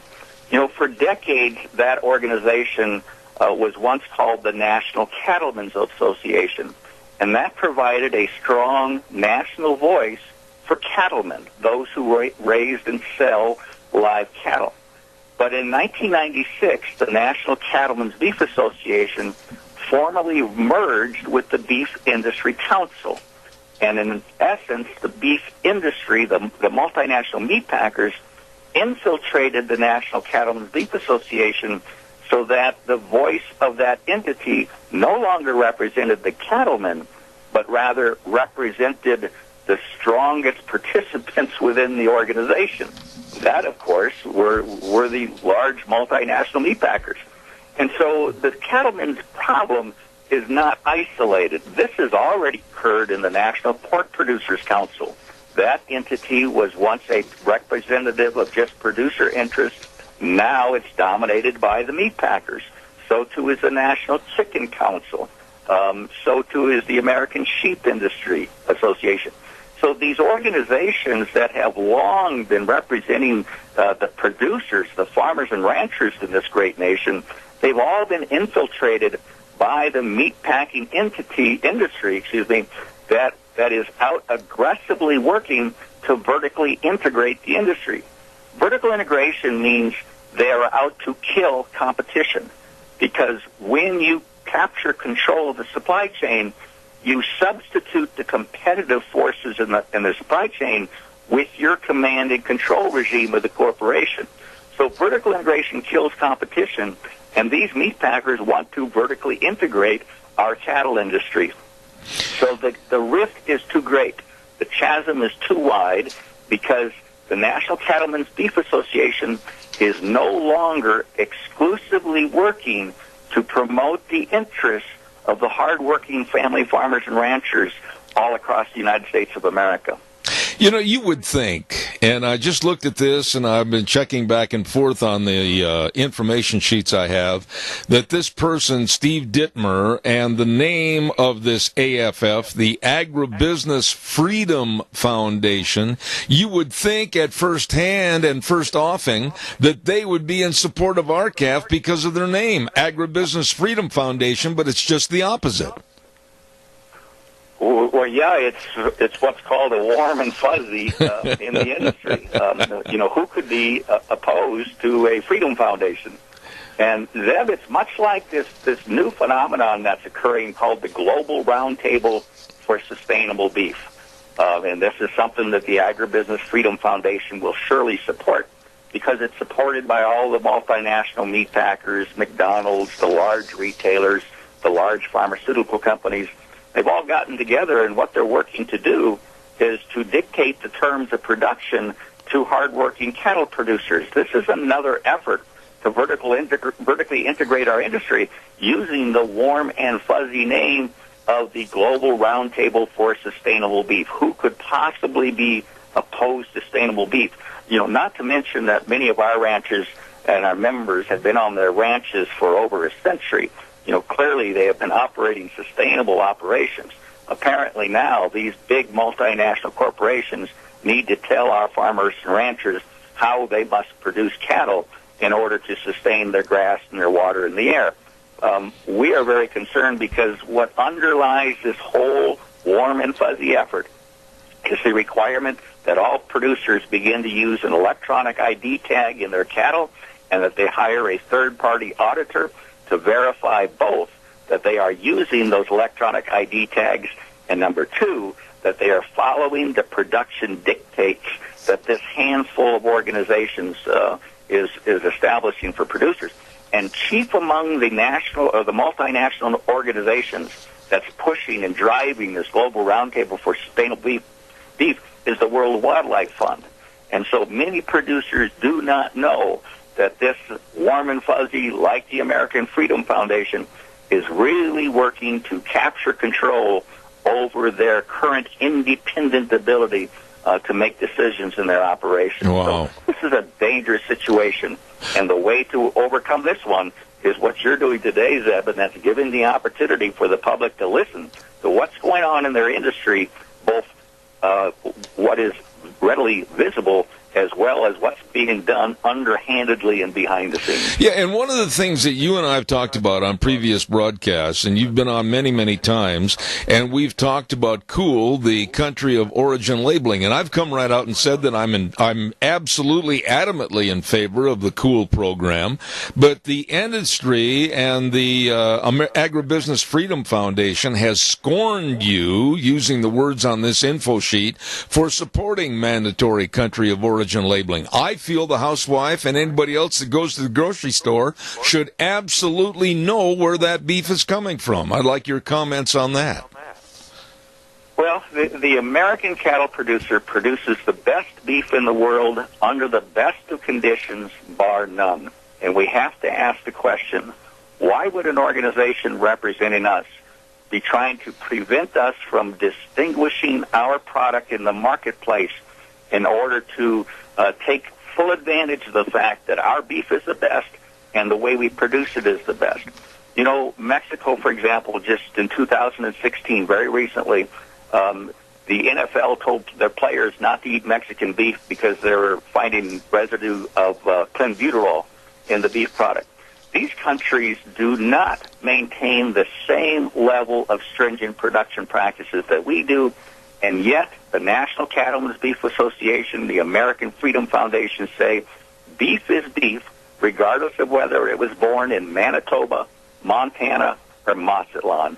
What they're saying is we support the meat packers, and the meat packers want to be able to choose where to source their beef and cattle the cheapest to sell it in the United States market.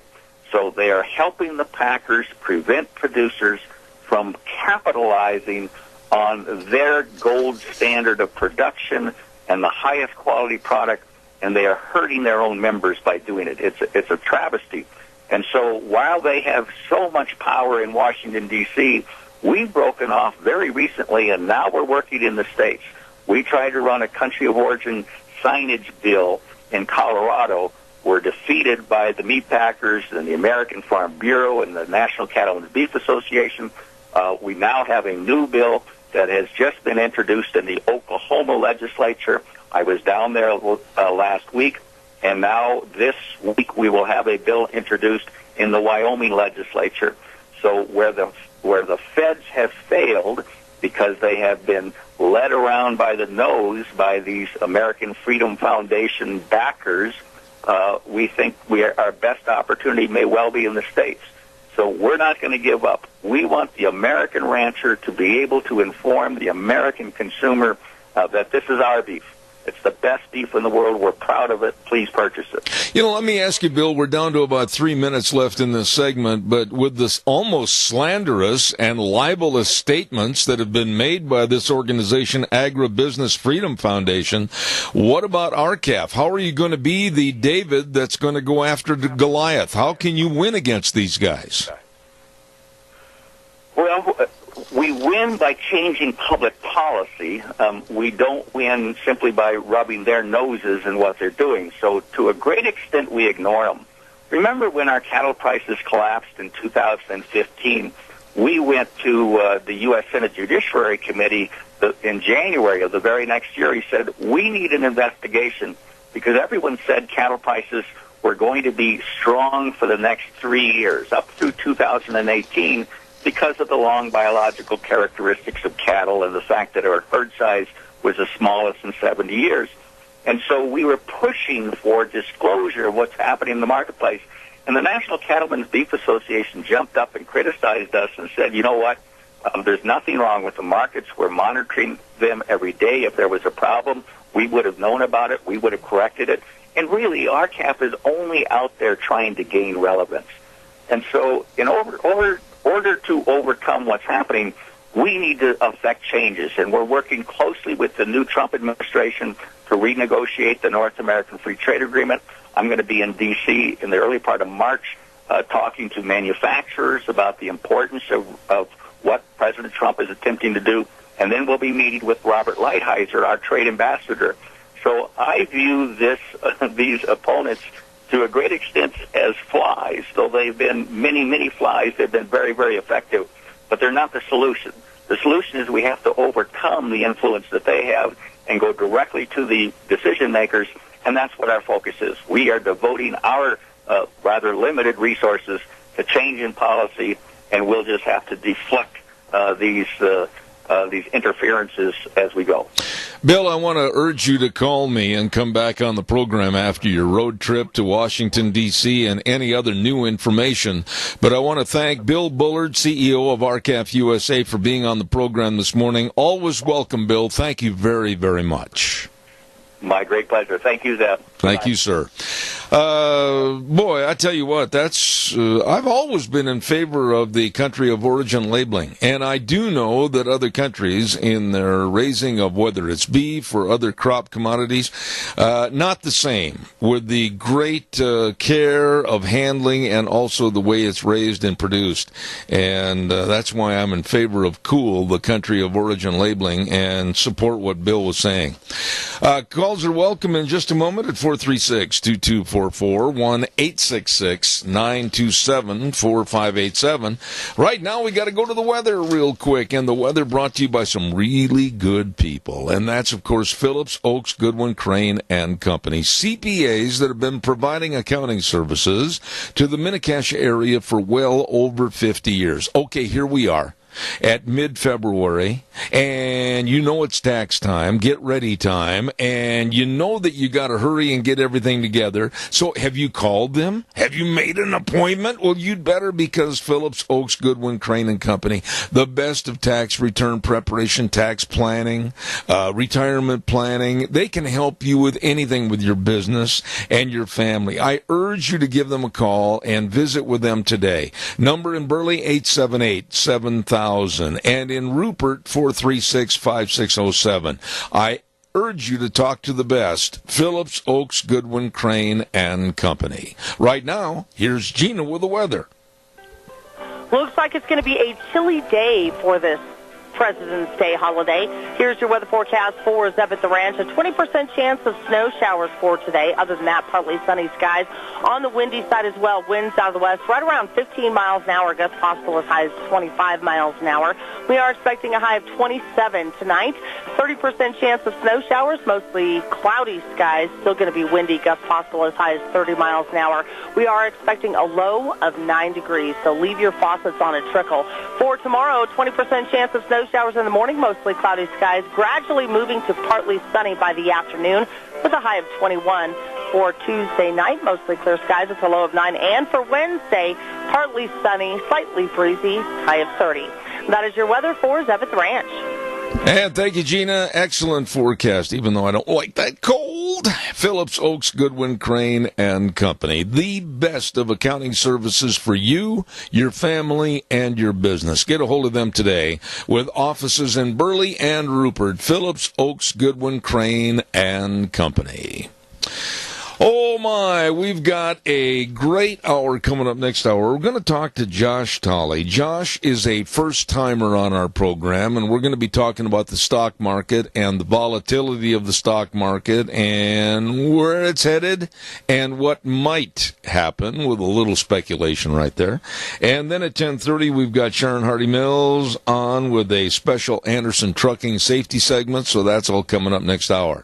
Want to urge you to remember Cameron and Siemens Insurance. When you think about life insurance, health insurance, retirement planning, or employee benefits, do not forget our friends, the professionals at Cameron and Siemens Insurance. Dedicated and responsive to your needs, and they can help, they will help. All you have to do is call, make an appointment at 436-4424. That number again, 436-4424. Cameron and Siemens Insurance. The pros helping you.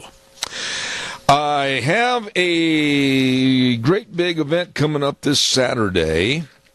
I know Deanne and I are going to be there at the Lincoln Day Banquet at the Burley Inn. Now, there's a change in the location this year.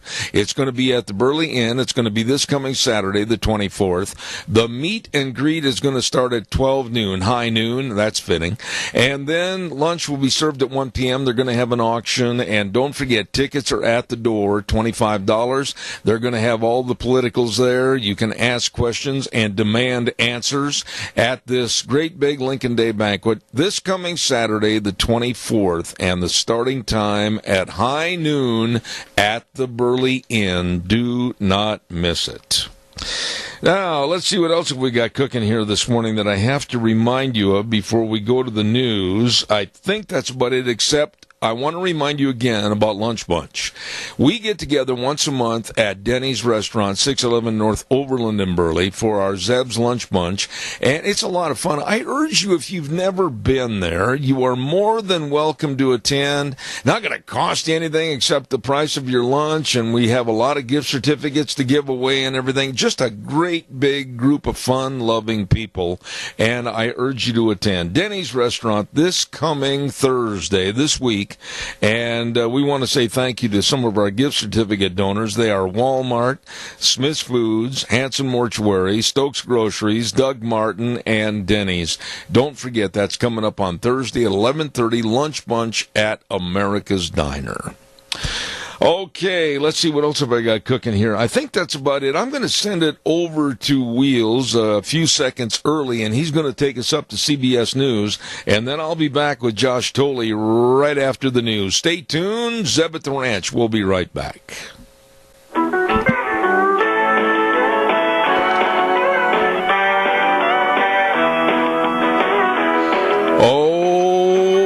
Oh boy, a little chillier out than we've had in the course of the winter time, and it's going to stay that way for the next couple of days. Good morning, Zeb at the Ranch. I'm Zeb Bell with our major sponsor, your Magic Valley Les Schwab Tire Centers, all 7 locations serving you.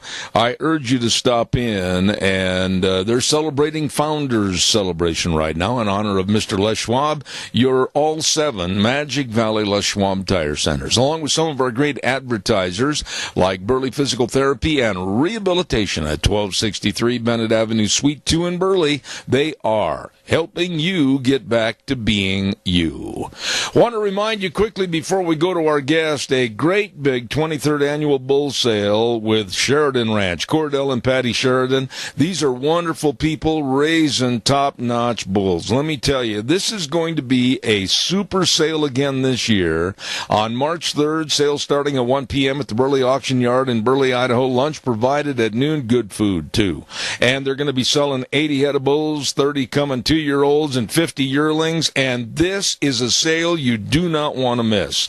Cordell and Patty Sheridan, the Sheridan Ranch Bull Sale at the Burley Livestock Sale Yard, March 3rd, starting at 1 p.m. For more information, call 824-5531 or go to www.sheridancattle.com. Absolutely a good one. Real quick, too, before we get the man on the phone, I want to remind you, when you have animals, you want to make sure they're taken care of, and that's why I urge you to get a hold of Dr. Bill and the crew at the Ark Animal Hospital, 750 21st Street near Connection Credit Union in Heyburn. Oh, they are a mixed animal practice, meaning big or small, they love them all and can take care of them all, too. Remember the number to call, 678-1177, 678-1177. Dr. Bill's going to be on the phone with us tomorrow, as a matter of fact. I urge you to give them a call, and they can help. They have warm hearts for cold noses at Ark Animal Hospital in Heyburn. Right now, let's go to the phone line, and we have a gentleman that is one of the world's top 100 business trainers and also the author of several best-selling books. We're going to talk to him about that. I say good morning to Mr. Josh Tolley. There we go. I got the right name. Go ahead, Josh. How are you? Good morning, Zeb. How you doing? Great to be with you, sir. Well, I am good. You know, a guy like you is really good to have on the program right now because you know about money, you know about stock markets, you know what's going on with the peaks and the valleys. And before we get started on that, though, you've written a couple of books that you really have been considered one of the top authors in the field. Tell us a little bit about your books. Well, you know, the premise is really we have to get back to a basis of entrepreneurship. When we look at the history of this country, what built the West, what built civilization as a whole, it's entrepreneurship. And for the past about 90 years, we've been systematically removing entrepreneurship from the teaching. I mean, families used to raise their next generation to take over for what they did. And in 1929, I have a textbook on my desk from that year. It's a 7th grade textbook. So we were teaching 12-year-olds that in Chapter 1 of this 7th grade textbook, when you leave school and graduate, you're going to start your business. Well, today it's the exact opposite. Today we have textbooks that are hundreds of pages of repetition, repetition, repetition, and we're growing little employees. And because of that, we are seeing the systematic dismantling of family businesses. And when that happens, we face economic turmoil because no economic model that is based on employment can last more than 3 generations, and that's exactly where we're headed. You know, Josh, what you said, though, I'd like you to elaborate on a little bit. I love owning my own business. I love being self-employed by me. But, you know, with all the regulations and all the absolutely frivolous government control, it's a stymie to anybody wanting to start a business. Can that change? Well, it can, you know, and I hear that all the time, but there's 2 things that have to be paired along with that. The first one is, why do you think they're trying to regulate it so much? Because they know how powerful it is. Notice how they're not regulating employment nearly as much as owning your own business. So there is this effort to keep people from owning their own business. That's why both sides of the political aisle never promote entrepreneurship. They promote bringing back jobs to the country. You know, they promote big business. We celebrate when Toyota opens up a factory, not when Zeb opens up a new location. And that's part of the problem. The other part of the problem, though, when it comes to regulation, is that really, in order to fight regulation, we have to get involved. Because when you look at where that regulation comes from, typically it's from the big companies that want to make sure that you cannot compete. That's where the regulation is. But what I like to tell people is look, obviously there's regulation. That's why I need you to become an entrepreneur so together we can fight it. But if you really think about it, in prison, any prison in this country, there is a guy in there who can get you whatever you want, whether it's cigarettes, a cell phone, a girly magazine, what have you.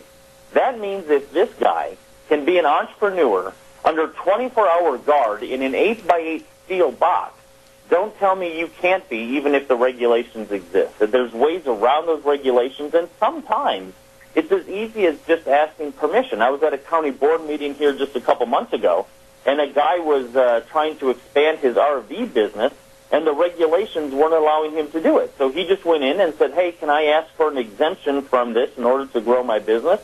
And they said, okay, all in favor vote aye. They voted aye, and down the gavel went. But the sad part is most people don't get involved in politics anymore. So we just say, oh, there's a regulation. I guess I shouldn't even try.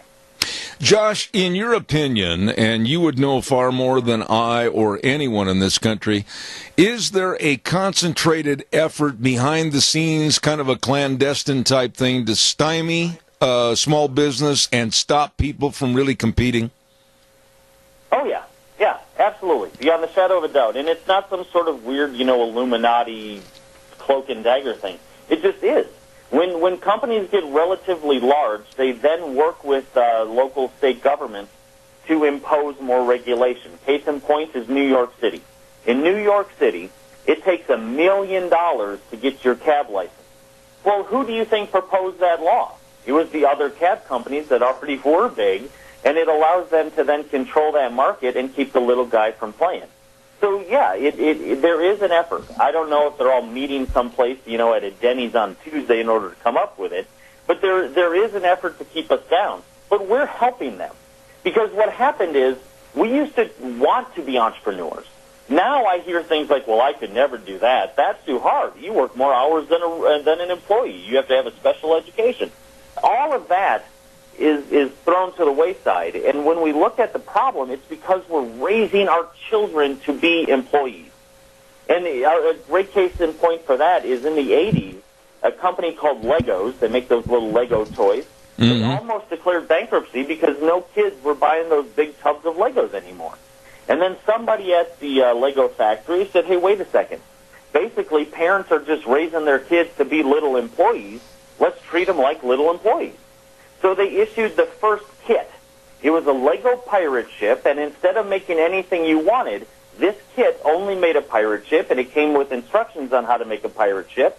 And because so many kids built it, now if you go to Walmart or Target or Toys R Us, you cannot buy just a tub of Legos. All the Legos come in kits. So that's reflective of where we dropped the ball, where we said, hey, you know what, entrepreneurship is too risky, let's raise everybody to be employees. And we failed to realize the dangers that come along with employment. Yeah, but wait a minute, Josh. You say raised to be employees. I would take a little bit exception with that statement to the point where I would say, wait a minute, we're not even raising these kids with a work ethic. How are they even going to become employees? Okay, so maybe it's worse than the picture I'm painting. But you're right. I mean, because what happens is that first generation that went from entrepreneurs to employees, they were a little risk takers. They were our grandparents, right? Then that next generation was us, and we were less risk takers. We were let's just work for one company or one employer for our entire life. Well, just like raising a wolf and then raising its puppy, by the time you get to the third generation, that dog doesn't even remember what it was like to be wild. Well, now we're in that third generation, and our puppies don't even remember what it was like to have a work ethic. So you're right. What about the stock market? Now, back at 9/11, everybody that had investments in the stock market took severe suffering. I was included in that. And the stock market never did really come back to the point where you can recoup your money. What kind of a position are we in today? Since the Trump administration took over, we've seen a skyrocketing effect and then a tailoring off. Where are we on the stock market? Is he there? Oh, he should be, sir. Hold up. He's not. I lost him all of a sudden. I don't know what happened, but if you'd check that out, Wheels, I'd certainly appreciate it. And for some reason, we got cut off, and I don't know why. Is he still on the line, Wheels? If not, can you reestablish the call? No, he's here. I'm trying to figure out. We're just trying to. For some reason, you're not coming through on the phone line. I'm not, or he's not. You're not when I put him through, but hold up real quick. All right, just a moment. I'll do a quick commercial, and I'd like to tell everyone again about our great sponsors of Thursday. We have a segment called Cassia County School Days, and we want to say thank you to A Child's World at 1308 Overland in Burley, and they're having their great big 15th birthday celebration, and they've got all the toys and the clothing and the baby furniture, everything in there at a family store, A Child's World. 1308 Overland in Burley. And, of course, also teaming up with Ambulatory Surgery Center at 1344 Highland in Burley. For your outpatient surgeries, please get a hold of them today. Call the number 677-8888. Ambulatory Surgery Center can save you money, and call them today. Ambulatory Surgery Center and A Child's World, bringing you on Thursdays at 10:10, Cassia County School Days. Wheels, what have we got? Have we got him on the air? Yeah, I believe I got it fixed. We just had kind of a phone hiccup, so Here we go. Thank you, Josh. I apologize with that. We've had some cold weather here, and some of the material's not working properly. I apologize. Oh, no worries. You handled that like a true broadcast professional. Well, thank you. Josh, tell us, what about these ups and downs in the market, the bulls and the bears? Are we going to see all of a sudden wake up some morning and see a complete down the bottom of the pit with a movement that can't be recouped by the stock market? What's going on here? Oh, yeah, absolutely. You know what's kind of funny about this is when Obama was in office, candidate Trump was talking about how the stock values were so inflated that there was no actual production or economic activity to warrant the values. And then somehow when he gets in office and the values go even higher without that economic production to warrant it, somehow those same voters think, well, hey, happy day, it's going to be great. But the reality is that the stock market is not the economy. The stock market is a gamble. It's a casino. And a case in point is if you look at Apple's price today, it's $172 a share. The annual dividend payout is $2.52. That means that it would take you over 80 years just to earn back the purchase price of that stock. Well, I have bought and sold companies and cars and assets for years. I have never bought something that would take me that would take me 80 years to earn back my purchase price on. But that's what we're doing with the stock market because we just assume that it's going to go up in value. We're not hoping to make money on the fact that it's a good product with a good company. We're hoping to make money on the gamble side where the value goes up even further. And another great point is Amazon. Amazon right now is trading for $1,448 per share. Their annual dividend is zero. They have yet to make a profit. Yet somehow, Jeff Bezos, the guy that owns this thing, is considered the wealthiest man in the world. On what? Yeah. The company has not made a profit yet. And this is the sort of jacked up economics that would have never passed in Economics 101 40 years ago, and no business on earth sells for 1,448 times valuation when you make zero profit. But yet that's exactly what we're seeing in the markets, and those are just two examples. You can go right down the list and hit all of them. You know, before we take a call, Josh, let me ask you this question. Give me a short answer on it, but I don't mean to sound simplistic, but what would happen tomorrow morning if we woke up and the Dow Jones and the stock market in general, they weren't in operation? What would happen? Well, what would happen is a lot of people who were counting on them for their retirement and their pension would be completely wiped out. Meanwhile, the true entrepreneurs would be the ones that would start to thrive and grow in this country. So for one part of the population, it'd be terrible. For the other population, it would present an opportunity. And that's exactly why in the Great Depression, contrary to what the media wants to paint the picture as, there were families that did just fine and actually made most of their wealth during the Depression. Right. That's right. We have a caller with a question. Go ahead, caller. You're on the air, please. So I thought you had asked him if the economy, you know, for years there's a certain national talk show host who's talking about how there's going to be a massive reset and the world economy is going to crash. Hold on a second. Josh, I can hear you. Can you hear the caller? There's been something wrong with our line this morning. Can everybody hear each other? Quickly tell me. I can hear you, Zeb. All right. Josh, do you hear me also? Evidently, these Mickey Mouse phone lines are acting up again, and Wheels, please try to get some assistance and make sure that Josh is back on the air. Go ahead with your statement, Randy, and I'll try to reiterate it when we get him back. I just was wondering, if it does crash, like Glenn Beck has said forever, I think he just does it for attention. What will happen? How will a person reset? Will America declare bankruptcy, and how would that happen? And when you've got $23 trillion in debt plus unfunded mandates of 120 or 130 trillion, how do you ever clean all this up? I'll hang up. I appreciate that remark. Let me see if Josh is back with us. Josh, are you there? I am here, yes. Can you hear me? Yes, I don't know what happened, but go ahead, and if you heard the caller at all, reiterate the answer to him, if you would, please. Oh, yeah, absolutely. So what's going to happen, or how do we handle that with all this mounting obligation and this debt, and what happens if it crashes? It's going to be hard. There's no doubt about it. But really, all we're doing right now is kicking the proverbial can down the road. So here's my warning. A crash is going to happen. I'm not trying to pick political sides. It's either going to happen under Trump or a future president, but it is going to happen. What we're doing is completely unsustainable. So if you are concerned about that, then the best thing you could possibly do is get involved in entrepreneurship, because at least that offers you a way to produce. See, right now, with an employment-based economy, employees only consume what their large employers produce. They only consume a portion of what is being produced.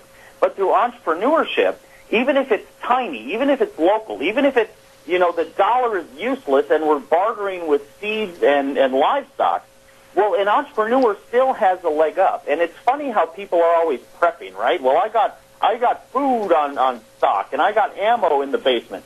Great.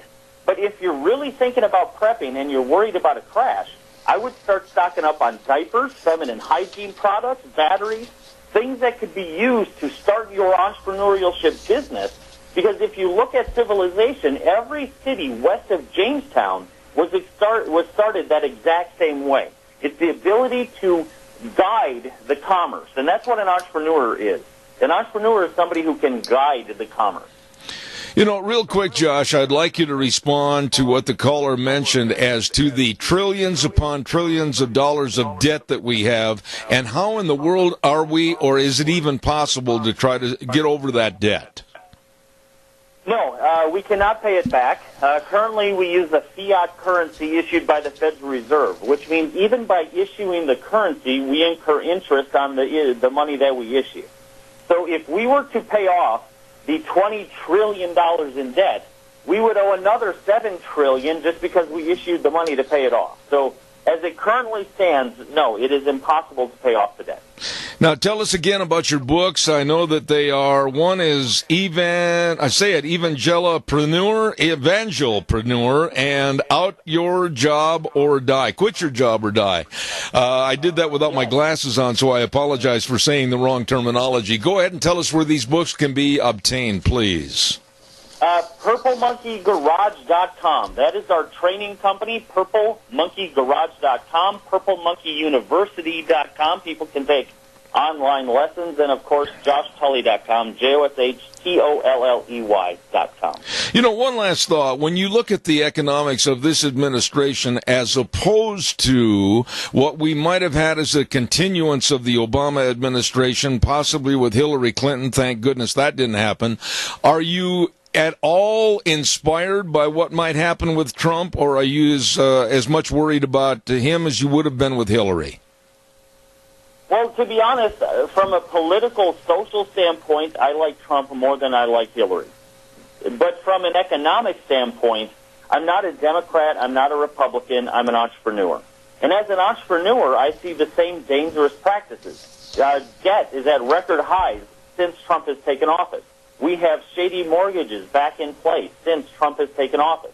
So those same economic warning signs that existed, and this is nothing against Trump, he's not the one that's pulling the strings, but those those same economic warning signs are present now, like they were present under Obama, like they were present under Bush. And until we get back to an entrepreneurship-based economy, we're always going to be up a creek. Ladies and gentlemen, my pride to have this man on our program, business leader and best-selling author Josh Tolley. Thank you very much for being on the program, and come back in the future. I'd appreciate it. And he's gone. I do not know what's the matter with this phone line, but it better be fixed, and it better be fixed soon. Wheels, what happened there that we're losing these people? Do you have any idea? I don't. As far as the cutout, I'm not really sure. I know that Randy's voice was kind of low this morning, so I know I had to bump that up. But Okay. as far as the cut now, I can't really explain. All right, well, make sure you pursue that and check it out for me, would you please? definitely will, All yes, right, sir. thank you. We're going to get ready in just a moment to go back over to the main studio for our break at the bottom of the hour, and I want to urge you again and remind you that we're going to have Lunch Bunch coming up on this Thursday at 11:30 at Denny's Restaurant, 611 North Overland in Burley. And our thanks to our gift certificate donors, Walmart, Smith's Foods, Hanson Mortuary, Stokes Groceries, Doug Martin, and Denny's. That's coming up Thursday at 11:30. Don't you miss it. And then on Saturday, the Lincoln Day Banquet, it's going to be at the Burley Inn on Saturday, February 24th. The meet and greet starts at 12 noon and lunch at 1 p.m. They'll have an auction, and all the politicals will be there. Tickets are $25 at the door, so be there this Saturday at the Lincoln Day Banquet at the Burley Inn starting at high noon. Okay? Got that taken care of. And let's see, what else have I got here to remind you of? I think that's about it. And this is President's Day, and hopefully the next half hour will go smoother than the last one did. We're going to send it back over to our main studios. I'll be back in about 3 minutes. And now, back to Zeb at the Ranch on AM 1230 KBAR. To reach Zeb, call 436-2244 or toll free 1-866-927-4587. And now, here is Zeb. Thank you very much, and welcome back. And right now, without further ado, hopefully their mics are working. I hope everything works. We're going to turn this over to my dear, dear friend at the studio, the lovely Sharon Hardy Mills, for her visit with Anderson Trucking and their safety segment. Sharon, good morning to you. Good morning, Zeb, and I don't hear me. That is understandable, that equipment over there. You got to crank the hamster up a little bit. Okay, can you hear me? Not very well. It's not coming through at all. I thought they had checked the microphones beforehand, and evidently not, but let's try it again. There we go. Okay. Now I can hear me. All right, go ahead. Hello, test, test, test. Can you hear me now? No, that's a different commercial. It is a different commercial. Let's do that one. We are here today with Anderson Farms Trucking, and Anderson Farm Trucking is located at 271 Highway 30 in Burley, and the phone number that you can reach them at is 208-213-8699. Is that You correct? know, I think you're being a little dyslexic this morning, Is that not sis. right? It's actually 208-312-8699. I hate when that happens. Yes. Okay, so that number is 208-312-8699. Yes, ma'am. There you go. So, okay, today we have snow on the ground. We do. You know what? Zeb, I can do all the talking today. Unlike my sister, who often monopolizes the majority of conversations, we can talk about safety and training right here on Zeb at the Ranch. Well, you know, I tell you what, let's do this. Let's have Sharon get on a better mic that does work, which over there might be hard to find, but she needs to get on a mic that speaks directly. It's not working and functioning properly. Wheels, take care of that, please. He's working on it. We've only been tapping about 5 different mics. There you go. Yeah, we're still not right. This should have been checked out beforehand. I apologize to my audience for that not having occurred. And let's get her on a mic that works, or let's try to build a fire and send the smoke signal, whatever works best. I think we can do that. Okay. I think that can be done. So we're going to make that work today. You know, Sharon, what we wanted to talk about today is passing on the right with these big semi-rigs that are out on the interstates and our local highways around the community. You'd be surprised at the number of people who think it's okay to pass on the right in an expeditious manner to get through those turns quickly. And let me tell you right now, that does not work. So people out there on the streets, please be careful. You want to get to wherever you're going quickly, expeditiously. That's important. But the fact is, please don't pass those trucks on the right side of the road. Oh, my goodness. I had an experience. You know, every truck driver has had experience with all of these things that we have been talking about all along. And if you haven't had them, you will have. If you've driven truck long enough, you will sooner or later have that experience. I do remember being loaded one time with a load, and this was before the truck route was built in Burley, and being on the truck and getting ready to make a right-hand turn on Main and Overland, because that was our only option before the truck route, and you always had to move over just a little bit to your left before you could make that right-hand turn. I had a little teeny car, Volkswagen-ish type size, pull in. I had my signal lights on. I know they were working. Pull in to the right side of me as I was getting ready to make that right-hand turn, and I happened to catch the glint in my mirror. Had I not looked at that very second, I would not have seen that little car. And as I was making my turn, I boxed him in. I could have ran right over the top of it. Right. He had to go up over the curb and cut the corner between him and the bank to make it on through. Good thing there was no car parked on the corner of either corner. And then he was sitting there telling me I was number one. And I'm thinking, wait a minute, dude. I didn't know that's what that signal meant, number one. Yes, I was number one. Good to know. Yes. So, you know, we talked about that, and that's really good. I mean, don't pass on the right, everybody. Just be thoughtful of those trucks out there. But here's something else I need you to think about. We're going to go back to last week's segment for a second, if that's okay, Sharon. That's great. And we need to consider, again, this weather that we're having out here with the roads and so on. You can literally drive through any section of highway, and you're going to have wet areas, you're going to have dry areas, and you're going to have snow and the whole mix of things. My concern for today for everybody is to recognize if it is wet and the temperature is anything below 37 degrees, and you think, well, that's freezing's 32. Yeah. At 37 or below, you can start getting ice on those roads, and you get a glazing effect, and we all know that's black ice. So, again, you need to be careful. Anytime that you're coming up on a semi-system that is running out there, there is a chance that they could have a slip or whatever. Just be careful of your passing distances, your following distances, and all those other things, please. Well, and the fact that you're changing lanes yourself, so you are putting yourself in jeopardy, whether you're passing a truck or not, because you have changed your line of direction. You could hit that slick spot yourself, having nothing to do with the truck. Correct. And so you've got to be aware of that. And then the other thing is take it off of cruise control. Oh, it's so important. So important. Yeah, cruise control is so dangerous when the roads are slick or wet. Even if it's raining and no ice, take it off of cruise control. Right. Because literally you have no control if it's on cruise and the roads are bad. Absolutely correct. You know, one of the other things that's occurred since Zeb gave us this opportunity to come and visit with you here on the radio show, Anderson Farms has been really interested in making sure that people are aware. So I need to go back to the first segment and Following Too Closely and rock chips. Yeah. Please remember that anything that comes out from underneath a vehicle system, whether it's a semi or a little car, a motorcycle, whatever it is, that is considered a road hazard. It is not the fault of the vehicle that kicked up the stone. Please bear that in mind. We have the same issues that you have if we're following along and a rock comes up from your little Volvo or your big truck or whatever it happens to be and hits the windshield. We're not going to chase you down and demand you pay for it. Please remember, that is considered a road hazard. Exactly. And right now we also have another one. It's very typical of our area, and that's potholes. Please, we know that driving through them can damage your car, but swerving can also be just as dangerous, if not worse. Right. To go around those potholes. The best thing to do is slow down. You know, if you're late, you're already late. It won't matter that extra 10 miles per hour that you think you're going to pick it up, that you're going to make up that difference. Correct. If you're late, you're already late. So true. So true. So this time of year, it's potholes, it's ice, it's slick, it's snow, it's rain, and the wind. May I ask a question over there, if you don't mind? Go ahead. I appreciate it.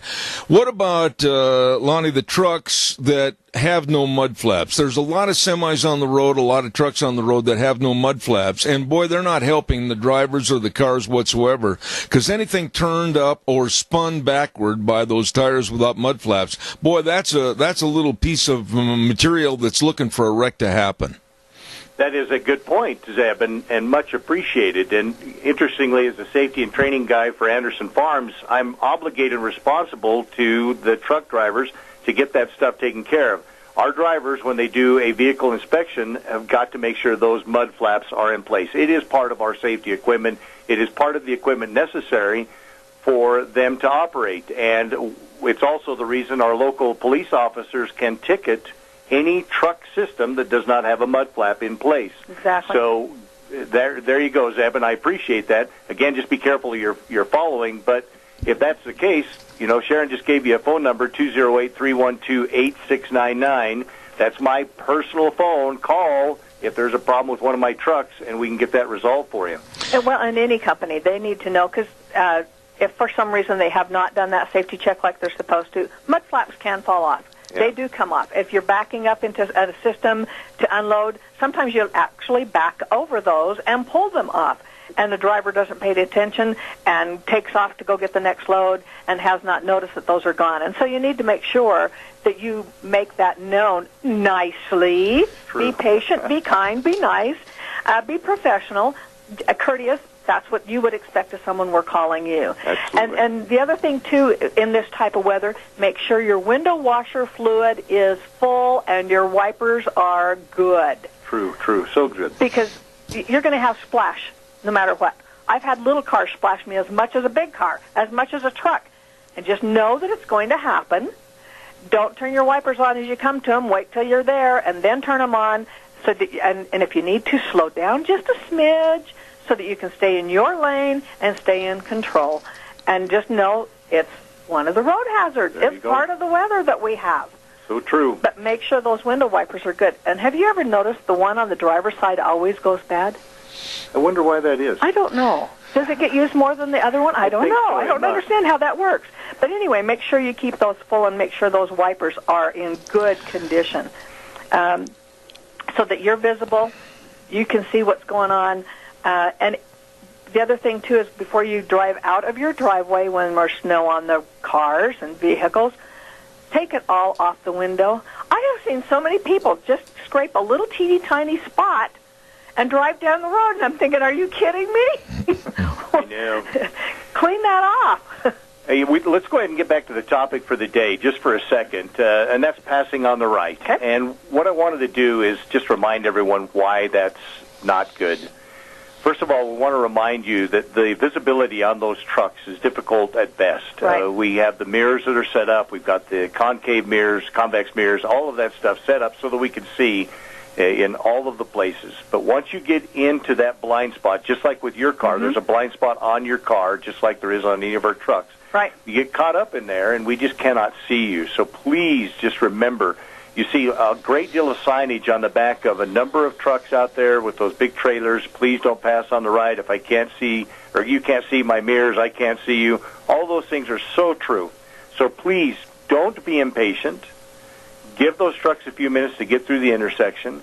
If you need to get to someplace expeditiously, please plan ahead so that you can get there on time without any problems and you can get there safely, okay?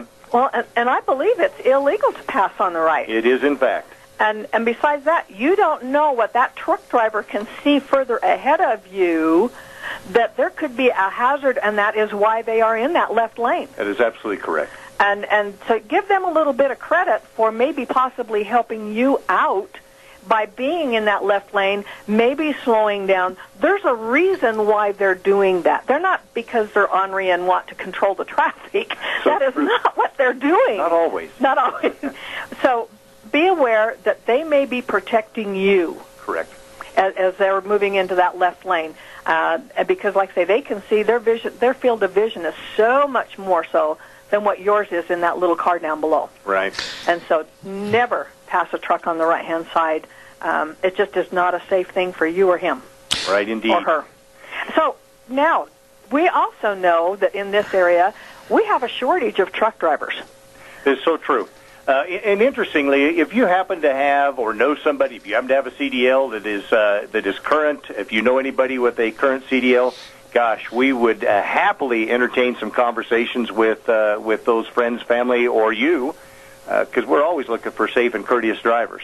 Yeah, and that's exactly what we want. If you're a safe and courteous driver, and please understand, you don't have to be aggressive to be a truck driver. So true. So let me give you a couple of phone numbers here, and we can finish this up and turn it back over to Zeb. The original one that Sharon gave you is my operations phone number. That's 208-312-8699. And now I'm going to give you the phone numbers for the actual operations cell at Anderson Farms, and that's 208-312-2553, or you can call them on the landline, and that's 208-878-2820. All right. Hey, I have another question for Lon, if I could interrupt. I know you're over time, but I want to give him a little extra if I could. What about trucks, farm trucks, that are delivering hay, the ton bales, and they are not strapped down whatsoever on the back of the trucks and going down the highway, the interstate, etc.? I've seen this on 4 occasions already this year. No restraint on those hay bales whatsoever. What's the law on that? The law is that every one of those bales, every section, thank you, Sharon, every section on there is supposed to be tarped, and it's from side to side. And some of them use a technique where they tie off a corner and go forward to the side of the trailer. And I don't know how effective that one is. I just know that each one of them is supposed to be strapped, strapped down with a ratchet strap or whatever other kind of strap they're going to use. But each of those sections is supposed to be strapped. Okay. Yeah, and I've seen them come off, and man, that is scary. Right. If you can catch the phone number or the company name or whatever on the tractor, that's your best bet for finding somebody to do that. Most of those farmers, well, they all know, and I don't mean to speak disparagingly of anybody. That's not the intent. But they do know that they need to have those tarped. Okay. Strapped. Thank you. Yes, they have to have a strap across them. And tarping would be nice because that would keep all the little debris parts from flying off, but they have to be minimum of strap. Correct. So, yeah, we appreciate Anderson Trucking to sponsor this particular segment of Truck Safety this month. And Anderson Trucking can be found at 271 Highway 30 in Burley. And the number that you can call is 208-312-8699. Or I'm going to give the landline is 208-878-2828. And that's Anderson Trucking. 2820. 2820. Oh, man. 2820. You are my sister. It's okay. It's a good thing I have a pen that can rewrite and write over. And, Zeb, we're going to turn it back over to you. Thanks, Zeb. All righty. Well, listen, interesting program, and I've got a lot of other questions, but we're flat out of time. Thank you very much for that safety segment with Anderson Farms Trucking. We appreciate that. Right now, I've got to get into the weather forecast, and it's brought to you by Scarrows Meats, 331 North Road, Jerome. The number to call, 324-7657, or you can go to their website, scarrowsmeats.com. Delicious meats from Scarrows Meats. And right now, here's Gina with the weather. Looks like it's going to be a chilly day for this President's Day holiday. Here's your weather forecast for Zeb at the Ranch. A 20% chance of snow showers for today. Other than that, partly sunny skies. On the windy side as well, winds out of the west right around 15 miles an hour. Gusts possible as high as 25 miles an hour. We are expecting a high of 27 tonight. 30% chance of snow showers, mostly cloudy skies. Still going to be windy, gusts possible as high as 30 miles an hour. We are expecting a low of 9 degrees, so leave your faucets on a trickle. For tomorrow, 20% chance of snow showers in the morning, mostly cloudy skies, gradually moving to partly sunny by the afternoon with a high of 21. For Tuesday night, mostly clear skies with a low of 9. And for Wednesday, partly sunny, slightly breezy, high of 30. That is your weather for Zeb at the Ranch. And I appreciate it, Gina. Thank you. The number to call again, Scarrows Meats, is 324-7657. Don Scarrow and the crew at 331 North Road, Jerome, Scarrows Meats. And, you know, whether it's the breakfast sausages or the marinated prime rib or the smoked hams, whatever, it's all delicious. Changing the way we eat one delicious bite at a time, Scarrows Meats. Thank you very much. Today is President's Day, and don't make the mistake that we made. We took all the letters out to the post box and put the little flag up, and then I thought, no mail service today, President's Day. Of course, Washington's birthday is also known as it is, and we've stated, President's Day today, a federal holiday. And Washington's birthday officially honors the life and work of our first president, George Washington. And the day commemorates past presidents of the United States, and Washington's birthday is sometimes known as President's Day, and that's what we're calling it right now. And this is because while most states have adopted Washington's birthday, some states officially celebrate all the presidents, this being President's Day. So calls are welcome, 436-2244, 1-866-927-4587. I've got time for a couple of calls. And on this President's Day, I don't know if you're aware of this or not, there was a very interesting historical segment that was provided early this morning about one of Abraham Lincoln's staunchest foes, and that was Frederick Douglass. They arbitrated a lot about politics back in the 1860s, and a lot of people thought they were feuding, but when Abraham Lincoln was killed, Frederick Douglass was the first man, a black man, and he stood up and absolutely railed on and on about the great attributes of Abraham Lincoln as president. And a lot of people don't realize that Frederick Douglass was not only a great patriot to this United States of America, but also he was a Christian and a Christian minister.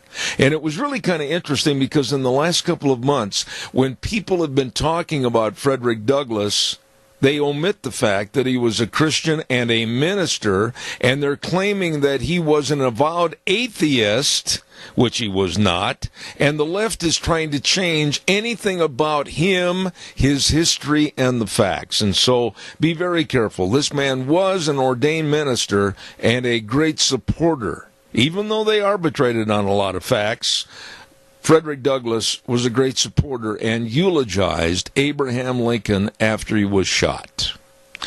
So a little bit of history right there about President's Day, past and present, and we urge you to celebrate the day. If you're staying at home and didn't have to work, enjoy your family. I want to remind you again about what's coming up on Lincoln Day, and it's going to be the Lincoln Day Banquet at the Burley Inn. This is going to be on Saturday, and there are a lot of politicals are going to be there, and I urge you to buy a ticket and come on down and have lunch with us, and also ask them questions and demand answers. That's what they are there for. They are our employees. So be sure and be there and ask the questions necessary about the various happenings around our world today. Lincoln Day Banquet, Saturday, this Saturday the 24th at the Burley Inn, starting at high noon, lunch at 1. They're going to have an auction. Tickets at the door are $25, so everybody try to be there. That's coming up this Saturday. And also, coming up on Thursday, I want to remind you again, we're going to be at Denny's Restaurant, America's Diner, and that, of course, is going to be for Zeb's Lunch Bunch. Absolutely a lot of fun with a lot of great people, and we want to say thank you to Walmart and Smith's Foods, Hanson Mortuary, Stokes Groceries, and, of course, Doug Martin and Denny's, all of these folks and more, really helping provide a lot of fun. If you haven't been there before, we urge you to be in attendance on this Thursday starting at 11:30. We thank our major sponsor for all they do, and that's your Magic Valley Les Schwab Tire Centers, and all 7 locations. They are celebrating what's called the Founders Celebration, and that's in honor of the great Mr. Les Schwab. And this man started up in Prineville, Oregon, and it grew to where there are more than 475 locations all throughout the West of your Magic Valley, or I shouldn't say Magic Valley, but all the Les Schwab Tire Centers. Right here in Magic Valley, we have 7 great locations that are serving you with the best of tire buys for your cars, pickups, SUVs, and also the best in brake service and front-end alignments and shocks and struts and batteries. All of these folks serving you. And don't forget, too, a free pre-trip safety check along with free brake checking to see how your brakes are. And they really care. Service reigns supreme. Stop over and see Lane and Rupert, Dave on Blue Lakes and Twin, Mike and Buell, Mike and Jerome, the Twist family in Paul, Daniel on Pole Line in Twin Falls, and my buddy Randy on Overland in Burley. Your Magic Valley Les Schwab Tire Centers. What have we got cooking tomorrow? Let's take a look here. We have Dr. Bill's going to be here from Ark Animal Hospital, and we're going to be talking about the vaccinations for your dogs and any other news updates in the world of animals. We have the Idaho Legislative Update, and we're going to have Representative Lance Clow on the phone tomorrow with us. And then at 10:06, we've got Dr. History, and then at 10:30, very interesting gentleman, Steve Thayer, is going to be on the program, and we're looking forward to that. All of this and more at 8:06 tomorrow morning. We'll ride the horse and go for 3 hours right here on Zeb at the Ranch, KBAR 1230, and streaming live on the internet, zebbell.com. Until tomorrow at 8:06, the way things were are the way things ought to be.